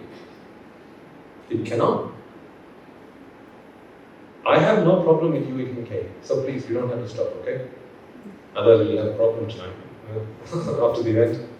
If, I don't know if they have refreshments today, if they do and if there's cake. I'm not saying don't have cake. What I'm saying is don't have cake for happiness' sake. That's what I'm saying. Let me repeat that. I'm not saying don't have cake. I mean, yesterday or last week, after we finished the sermon, right, for my afternoon dining, all I had was cake. Thanks to you lot.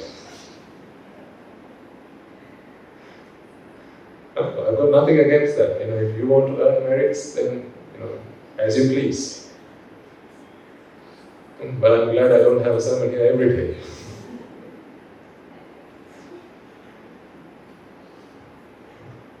Anyhow, right? So, if cake has the ability to make you happy, then the more cake should give you what? More happiness. Does it? Does it? Gents, ladies, does it? No. I haven't got a problem with you eating cake, but I do have a problem with you eating cake in the name of happiness. For the sake of happiness. That I have a problem with. Because if you do so, I'm sorry to say, but you're ignorant.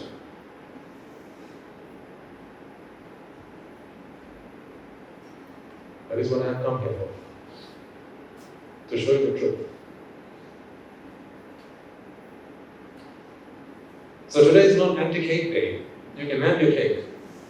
My point is, as you have your cake today, please give a moment to think about what Swami Mahansa said through the course of the last 2 hours. Have that first piece, and as you take that first bite, you will enjoy a delight that you didn't have until that point. You will enjoy a pleasure that you didn't until that point. As you take the second bite, you won't feel the same level of happiness. As you take the third and the fourth, and then as you move on to the second piece and the third piece, I don't know how many pieces do they offer? Not that many? Not enough to experience this Swami Mahansa? But if you want to do this experiment, ask them. I'm sure they will give you a second, third. Because it's all in the name of understanding dhamma, right? So why won't they? Huh? So now you have an excuse if you want another piece of cake. It's because Swami Mahansa told us to do this experiment. Otherwise I wouldn't. But Swami Mahansa asked us to do this experiment, so please can I have about 10 pieces of cake? I'm just jesting, right? So as you have your cake today, right, or whatever, the cake is not the only thing you're going to have between now and the next time I speak to you. After you go back home, right, when you're out and about, at work, wherever you're going to be experiencing all sorts of different things. And cake is just one sense, that's the sense of taste. The same applies to the sense of sight. Now you know why they say absence makes the heart grow fonder. At least you're beginning to understand there is some sense in that. See, the more cake you have, the less you begin to like it. That is why there comes a point where you say, show me cake again and I'm going to throw up. Not give me cake, show me cake again, I'm going to throw up. There comes that point. No matter how good, how tasty, how delicious it is. Go to a bakery and ask the baker, you bake the world's best cake. Is that all you eat every day? What do you think the guy's going to say? But he makes the best cake in the whole world. In fact, if you really want to enjoy cake, some of you might have even Googled, as I used to do, where do you find the best cake in London? And the wife and we used to travel to go looking for the best cake in London. We went for the best ice cream in London. We went for the best fajitas in London. We went for the best biryani in London. All that. Oh, how I wish I met my teacher before that. Did I tell you the story?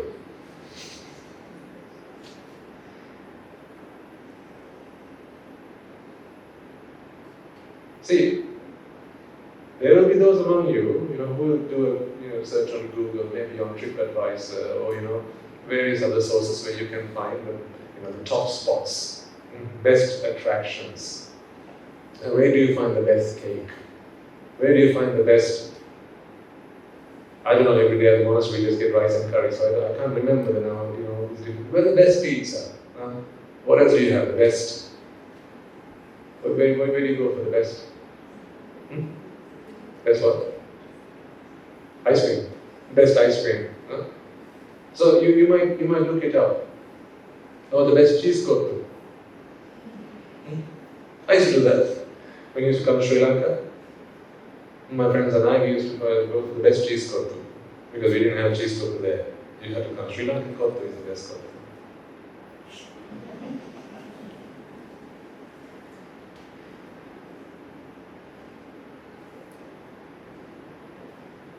But which cocktail has the power to make you happy? How can it give you something it doesn't have? When cake doesn't have happiness, I'll tell you what it has. It has flour, it has sugar, it has icing, it has flavorings, it has colorings, but what it doesn't have is happiness. But I know you have a problem now. How then, when we eat it, do we experience happiness? To learn that, we have to open the book and turn the pages. The book called Happyology, the science of happiness. Where does happiness come from? Does it come from the heavens? Is it in the food? Is it a miracle? Does it come from the fairy godmother? Or is it some fairy dust that brings you happiness? Or is it born within? Where does it come from? Where do they all come from? Where do they all belong? You'll have these questions now. I need you to be curious about this before I give you the answer. That is why I had to build you up to that. To prepare yourselves to listen to what I have to say next. Now, by this point, hopefully, I've explained to you, at least to some extent, that in eating cake, you can never find happiness. Because happiness is not to be found in cake. But you still experience happiness, and now you want an answer to where do we get that happiness from? Before I conclude for today, see, I told you I'd leave you on a cliffhanger. But before I conclude for today, I'm going to give you something to think about. I'm going to give you a nudge in the right direction. So, over the course of the next week, have a think about this, okay? Do this for me. No, not this, you can't do this yet. Okay, hold your hand up for me, please.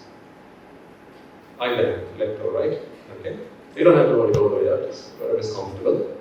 Right? Now here's what we're going to do. We're going to do a little experiment.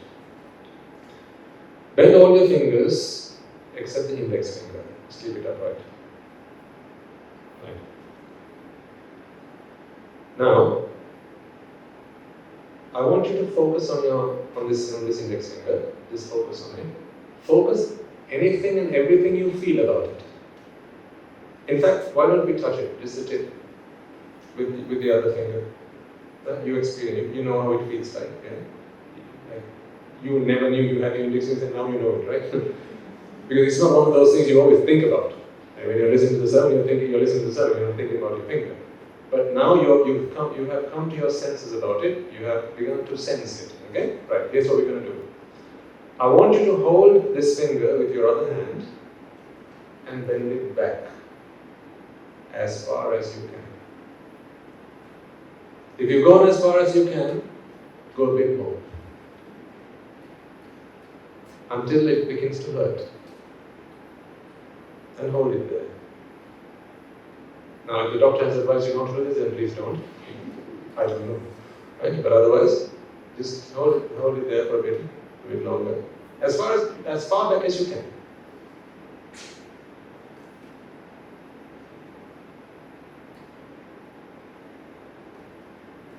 Now when I tell you, not yet, you have to let go.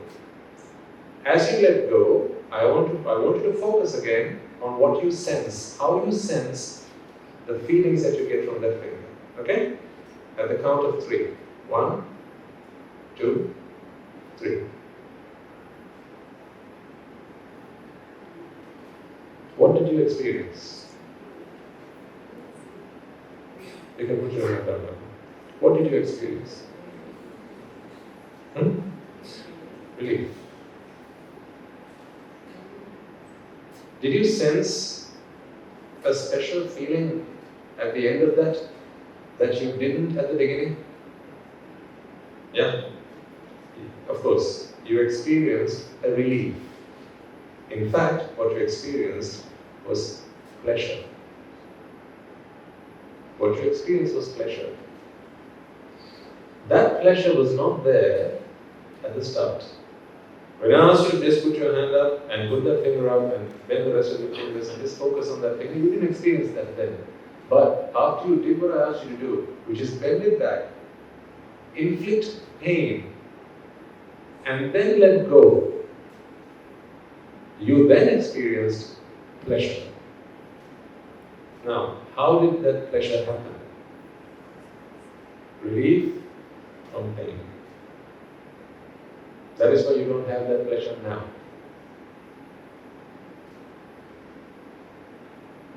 You don't have that pleasure now. To experience that pleasure again, what must you do?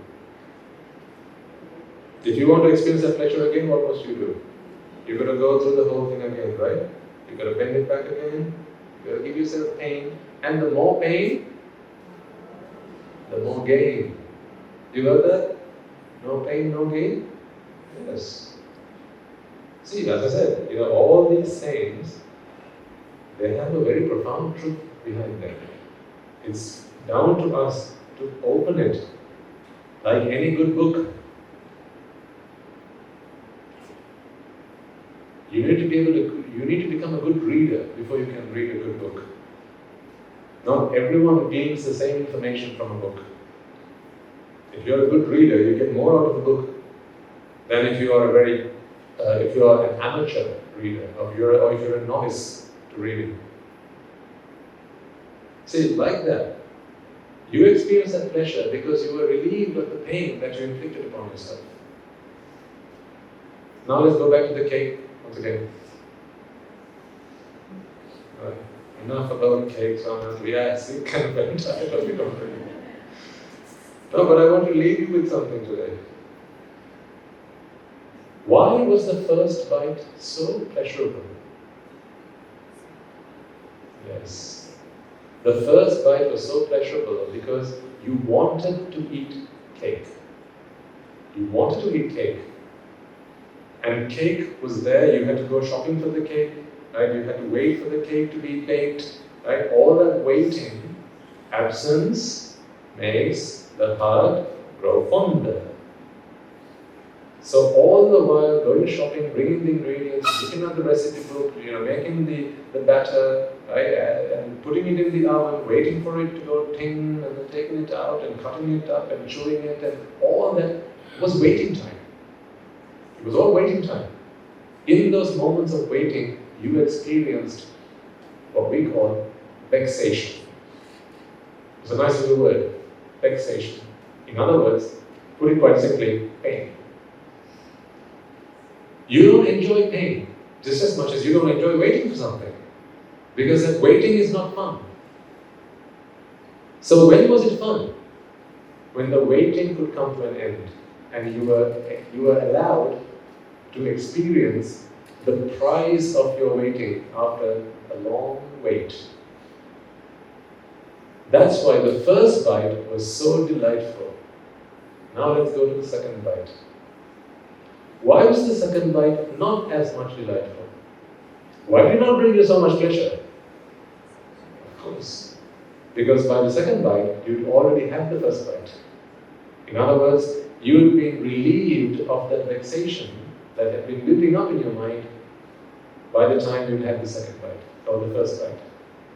This is why, as you take more and more of it, you get enough of it. You have enough of it, and sometimes you get fed up of it.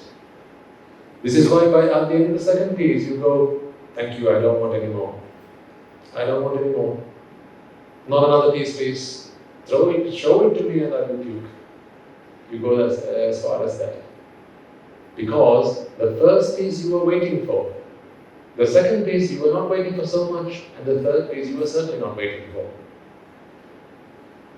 See how pleasure then is simply an experience that you have when you are relieved from the pain of waiting for something to happen. It is your expectation that causes you suffering inside. You're waiting for something. When that waiting in the end happens, somehow, after a long wait, the longer the wait, the better the pleasure. The longer you have to wait something, the better the pleasure. So the longer you have to wait for the cake, the more pleasure that you had. But on the second bite or the second piece, there was no such waiting because you just had another piece. Just prior to that, hadn't you?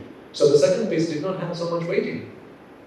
But of course, say a few months later, this is how you usually treat yourself to these things, don't you? I mean, you don't go to the Chinese every day. When do you go? Every other day. No, once in a blue moon, once in a few months. Why? Because those few months give you what? Waiting time. Those few months give you enough time to build up that vexation in your mind. Wanting it, waiting for it.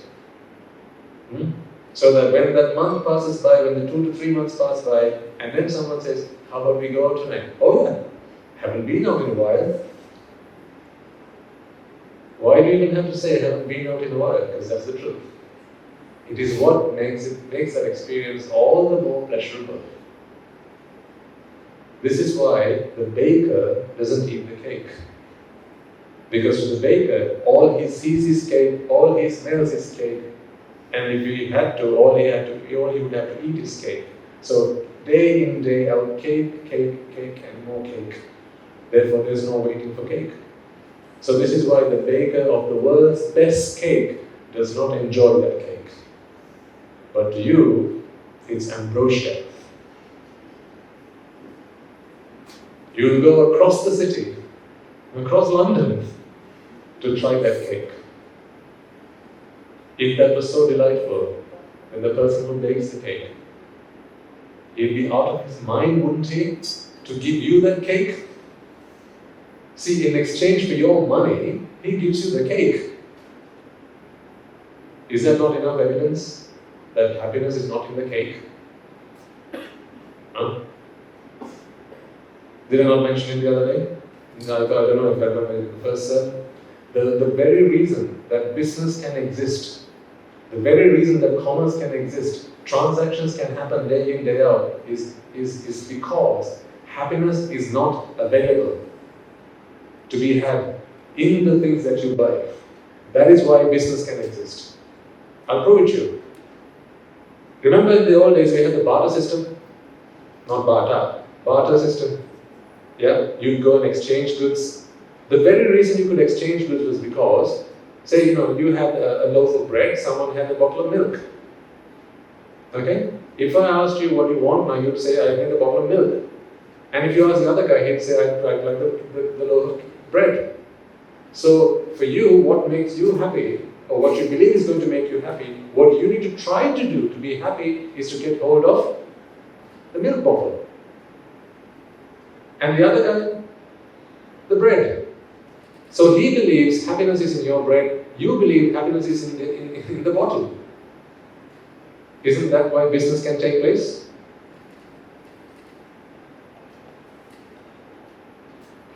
What you believe is not in the bread, he believes is. What he believes is not in the milk, you believe is.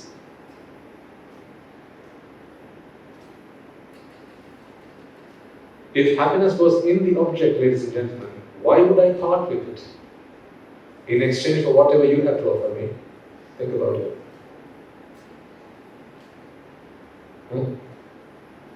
If happiness was intrinsically inbuilt, if it was characteristic of any object in this world, why would I part with it? Am I crazy? Why do you part with it? If any of you are in the business of, manufacturing and selling things to others, right? As a business perhaps. You manufacture them and you sell them. Because when you sell it to others, what do you say? Use this and it's going to make you happy. Then why sell it? If it's what makes people happy, then shouldn't you be keeping it for yourself? And in exchange for what you're selling them, what you buy from them? The same stuff? No, different stuff. Meaning you are a big fat liar.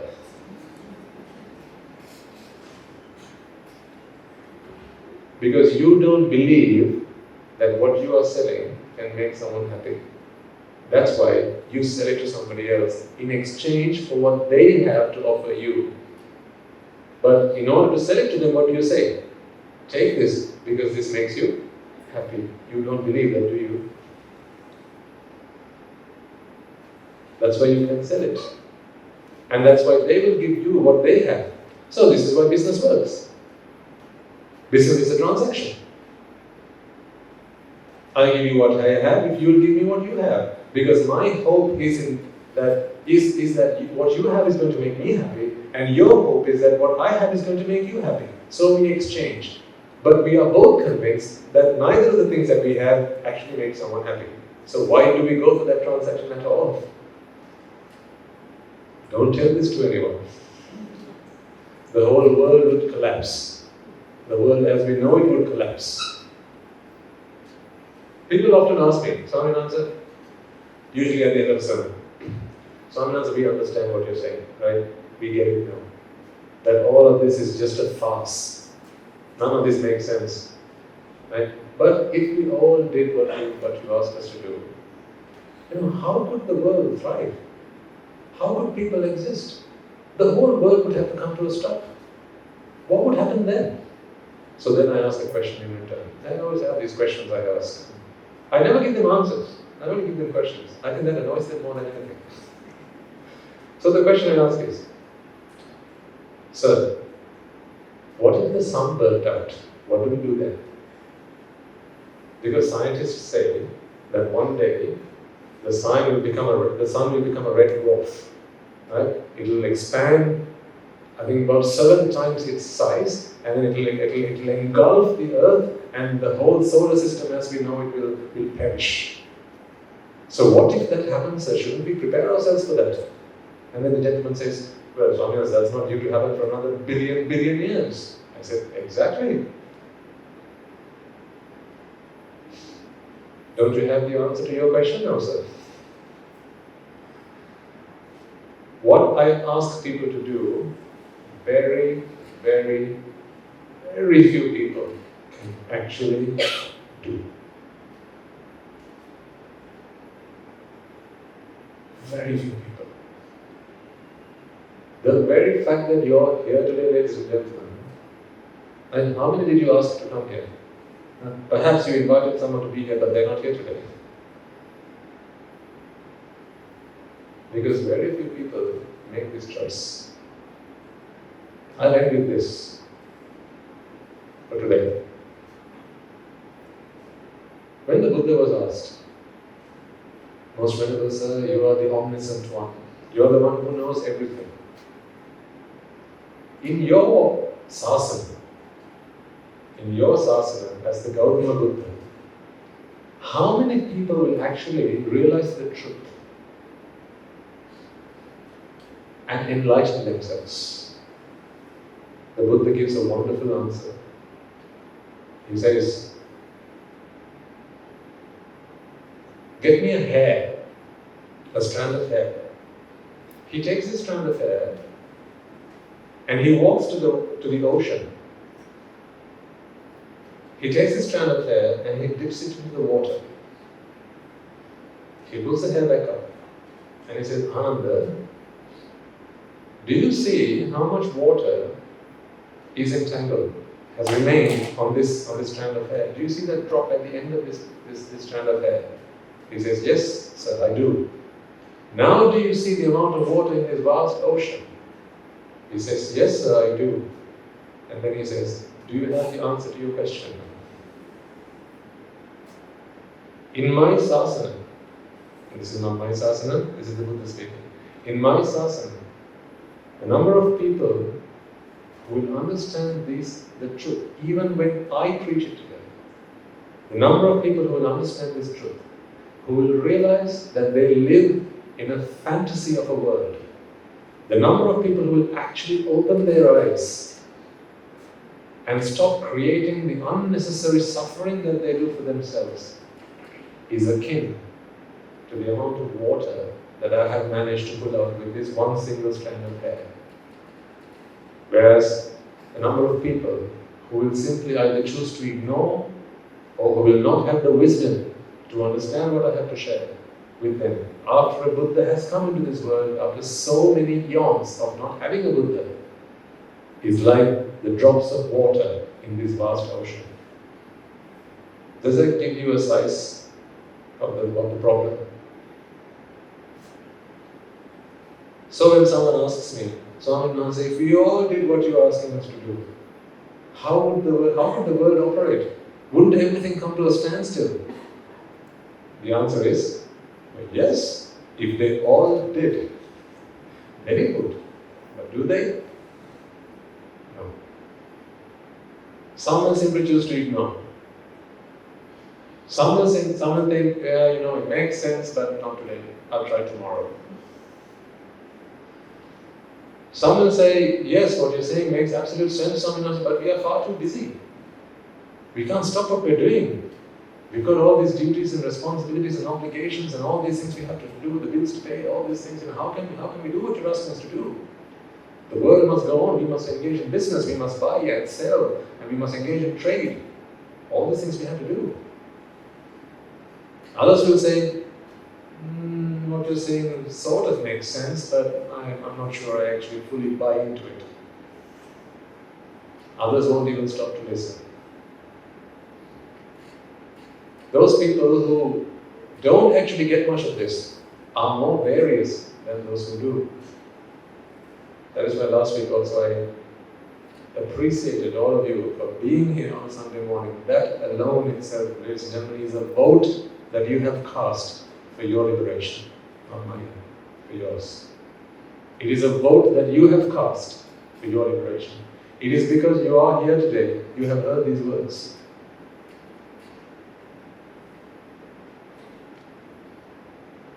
Is there any point that I have spoken to you today, you have to walk out of here out of blind faith, you have accepted it?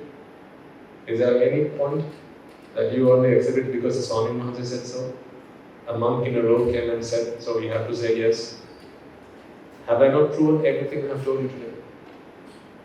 I want to give you one or two examples. In future talks, we will go into further examples because I'll help you to apply these principles into the life of your lives and make sense of all this. I'm sorry, ladies and gentlemen, that the lives you have lived, although it may have been meaningful to you, will from here on make you wonder whether you made the right choices. I don't do it out of spite. I hope you know that. I only do it out of compassion. Amongst you will be mothers who have committed and dedicated their entire lives for their children. Among you will be fathers who will have done the same. Amongst you will be brothers and sisters who will have committed themselves for the betterment of their families. Amongst you will be teachers, doctors, engineers, lawyers, whatever your trade is, whatever walk of life you come from. You will have committed yourselves to helping others, to help other people to relieve themselves of whatever problems they found themselves in, to help other people overcome the problems and challenges that they had to face in their lives. You committed, dedicated your entire lives to serve others, to serve the country, to serve your nation, to serve your people. Allow me to now serve you. In exchange for all that, in return for all that, you've done so much selflessly for others. Allow me to do this for you now. Allow me to seep in through your ears and touch your heart and transform your thinking. But you have to allow me to do that. Firstly, you have to bring yourselves here. Secondly, you have to come here open-mindedly. So, from time to time I'll tell you, sorry to burst your bubbles, but all of that is meant in goodwill. It is only out of kindness I say so, not to hurt you. Better late than never, isn't it? What would you rather? The cancer you didn't know you had, or the cancer you know you have? Which one's better? I know cancer is not a good one to have at all, but if it was one of these two, the cancer you don't know you have, or the cancer you know you have, which one's the better one? The second, isn't it? The cancer that you know you have. At least then you have the choice. You can start treating yourself. You can start taking some therapy. Don't be like those. There are some I have come across, few and far between, but nonetheless I have. In some situations where people say, I know I'm not feeling very well these days, but I don't want to go for a checkup. I ask them why. In case I find out that something's wrong with me. Don't be that one.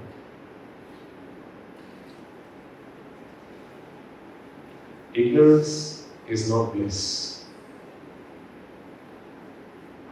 Ignorance might be bliss if you are not the victim. But when you are the victim, ignorance is not bliss.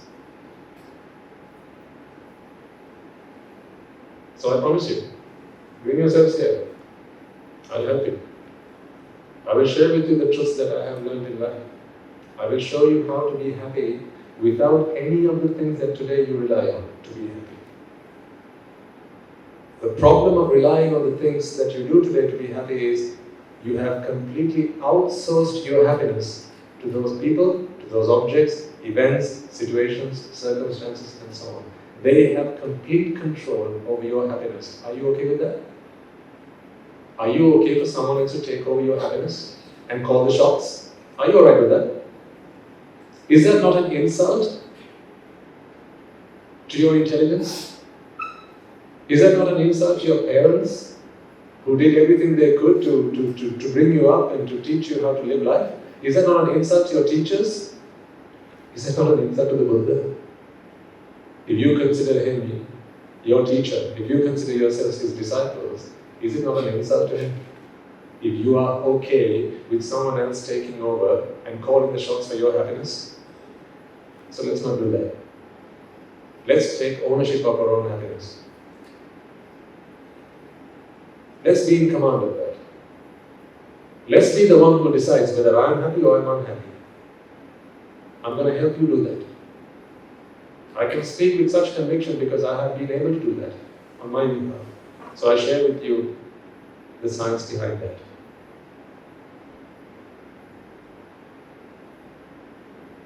Right? Time's up for today. 2 hours flies, I don't know where the time goes. Is there a clock behind me? Okay, so we'll do the transfer of merits and bring the sermon to a close. I do have one short announcement to make, and that is, I have received a few requests from some parents to have program for children alongside this sermon. So there may be some parents here who either have to leave their children at home or with someone as they come here, or perhaps there are those of you who bring your children here and you want them to be able to, have maybe a separate program. So I can talk to the parents and maybe to the adults, and one of our monks can talk to the children. So if you have that as a requirement, then first of all I need to know how much of a requirement that is. So if you do want that, then kindly drop them a message or leave a message at the desk. Just inform them that you want this for your child and how many children you will be bringing along for that. And then we will speak to the organizers and the principal and see if we can arrange another classroom or something so we can do a separate program for them. So I think in terms of age, you're looking between 7 and 14. If anything above that, I think they are more than capable of making sense of this sermon. But to a young child, perhaps they need to be explain this in much simpler language and maybe examples and so on. So we are happy to do that. If they are still young and still they can make sense of this sermon, then that's fine. It's perfectly fine. They can be here.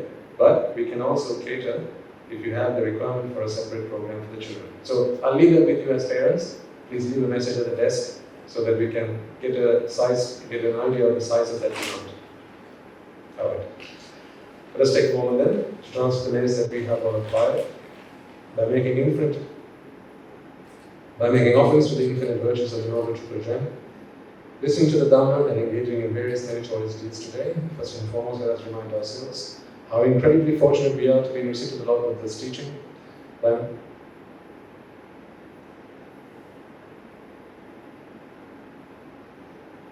Let us be thankful and grateful to the bhikkhus and bhikkhunis, upasakas and upasikas who since time immemorial have protected and preserved the sublime teachings of the Buddha and passed it down through the generations of the noble lineage which is available today to study, understand and comprehend the Dhamma.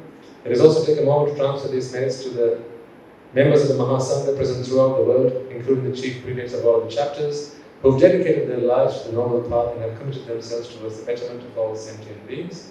Let us also not forget that among them are the monks and nuns resident in your local temples and nunneries, who have always been by your side through thick and thin, come rain or shine. Let's take a moment to transfer these merits to my teacher, Guru Swami Numanse, as well as all the monks resident at the monastery and the Anagarikas and Anagarika communities attached to the monastery. Let us take a moment to transfer these merits to those who make great efforts to disseminate the teachings of the Buddha, be that by transliterating these talks, sharing them out with others, or inviting others to join them. And may, by the power of these merits, if any of them have been born in the woeful planes, they redeem themselves and be born in the blissful plane. May, by the power of these merits, they abstain from the unmeritorious deeds, fulfill the meritorious deeds, fulfill the noble eightfold path, and may they all attain the supreme bliss of Nibbāna. Sadhu, sadhu, sadhu. Let us also take a moment to transfer these merits to our devotees and friends of the monastery, who, for the sake of merits, to help them attain the supreme bliss of Nibbāna, continue to sustain the Mahasangha by providing them with shelter, alms, robes and medicines. Let us also take a moment to transfer these merits to your mothers and fathers, husbands and wives, brothers and sisters, sons and daughters, grandparents, uncles, aunts, cousins, nephews and nieces, friends and acquaintances, employees and employees, and to all those who go all the way possible to provide you with everything in their power to do so. Let us take a moment to transfer these merits to all of them, and by the power of these merits, may they be free from any physical and mental ailments and overcome any obstacles to their spiritual progress. May by the power of these merits they abstain from the unmeritorious deeds, fulfill the meritorious deeds, fulfill the noble eightfold path, and may they all attain the supreme bliss of Nibbāna. Sadhu, sadhu, sadhu. Let us also take a moment to transfer merits to the devas and brahmanas, spirits and demons, primarily the Sakadeva, as well as all the numerous gods and deities who are committed to protect and fulfill the sum of the sasana. Let us transfer these merits to our guardian deities who keep a watchful eye over us and keep us out of harm's way. And by the power of these merits, they prosper in divine power and wisdom. May they abstain from the unmeritorious deeds, fulfill the meritorious deeds, fulfill the noble eightfold path, and may they all attain the supreme bliss of Nibbāna. Sadhu, sadhu, sadhu. Let us also take a moment to transfer these merits to those who have predeceased us. Let us remind ourselves that in this infinitely long journey of samsara, they have always been by our side and provided us with love, shelter, and so on, and with everything possible in their power to do so. Let us take a moment to transfer these merits to them. Let us also remind ourselves, let us also take a moment to transfer these merits to the members of the armed forces as well as the police force, who sacrifice their lives to protect the peace and harmony of our nation, reminding ourselves that it is thanks to them today we are able to be in peaceful circumstances, in a peaceful environment, to listen to the Dhamma, engage in meritorious deeds, and aspire to attain Nibbāna. Let us take a moment to transfer merits to them as well. Let us also remind ourselves and take a moment to transfer the merits to all those who might have lost their lives in natural calamities such as tsunamis and earthquakes, landslides, pandemics, forest fires, blizzards, and so on. Reminding ourselves that in this infinite long journey of samsara, they have always been by our side and helped us and supported us and assisted us in any way, shape or form available and possible to them. May by the power of these merits, if any of them have been born in the woeful planes, they redeem themselves and be born in the blissful plane, and they abstain from the unmeritorious deeds, fulfill the meritorious deeds, fulfill the noble eightfold path, and may they all attain the supreme bliss of Nibbāna. Sadhu, sadhu, sadhu. And let us finally resolve that may by the power and blessings of all the merits we have acquired throughout the day, we be able to witness the advent of many hundreds of thousands of arahants on this blessed land. And by the power of these merits, may you and I, and everyone who's helped make this program a success, become an Arahata Mahanse, or an Arahata Mahanse, in this very life itself, and in the era of the government of Supreme Buddha itself. Sadhu, sadhu, sadhu. And the blessings of the Noble Triple Journey be with you all. And the members of the Mahasangha will now transfer their blessings to you.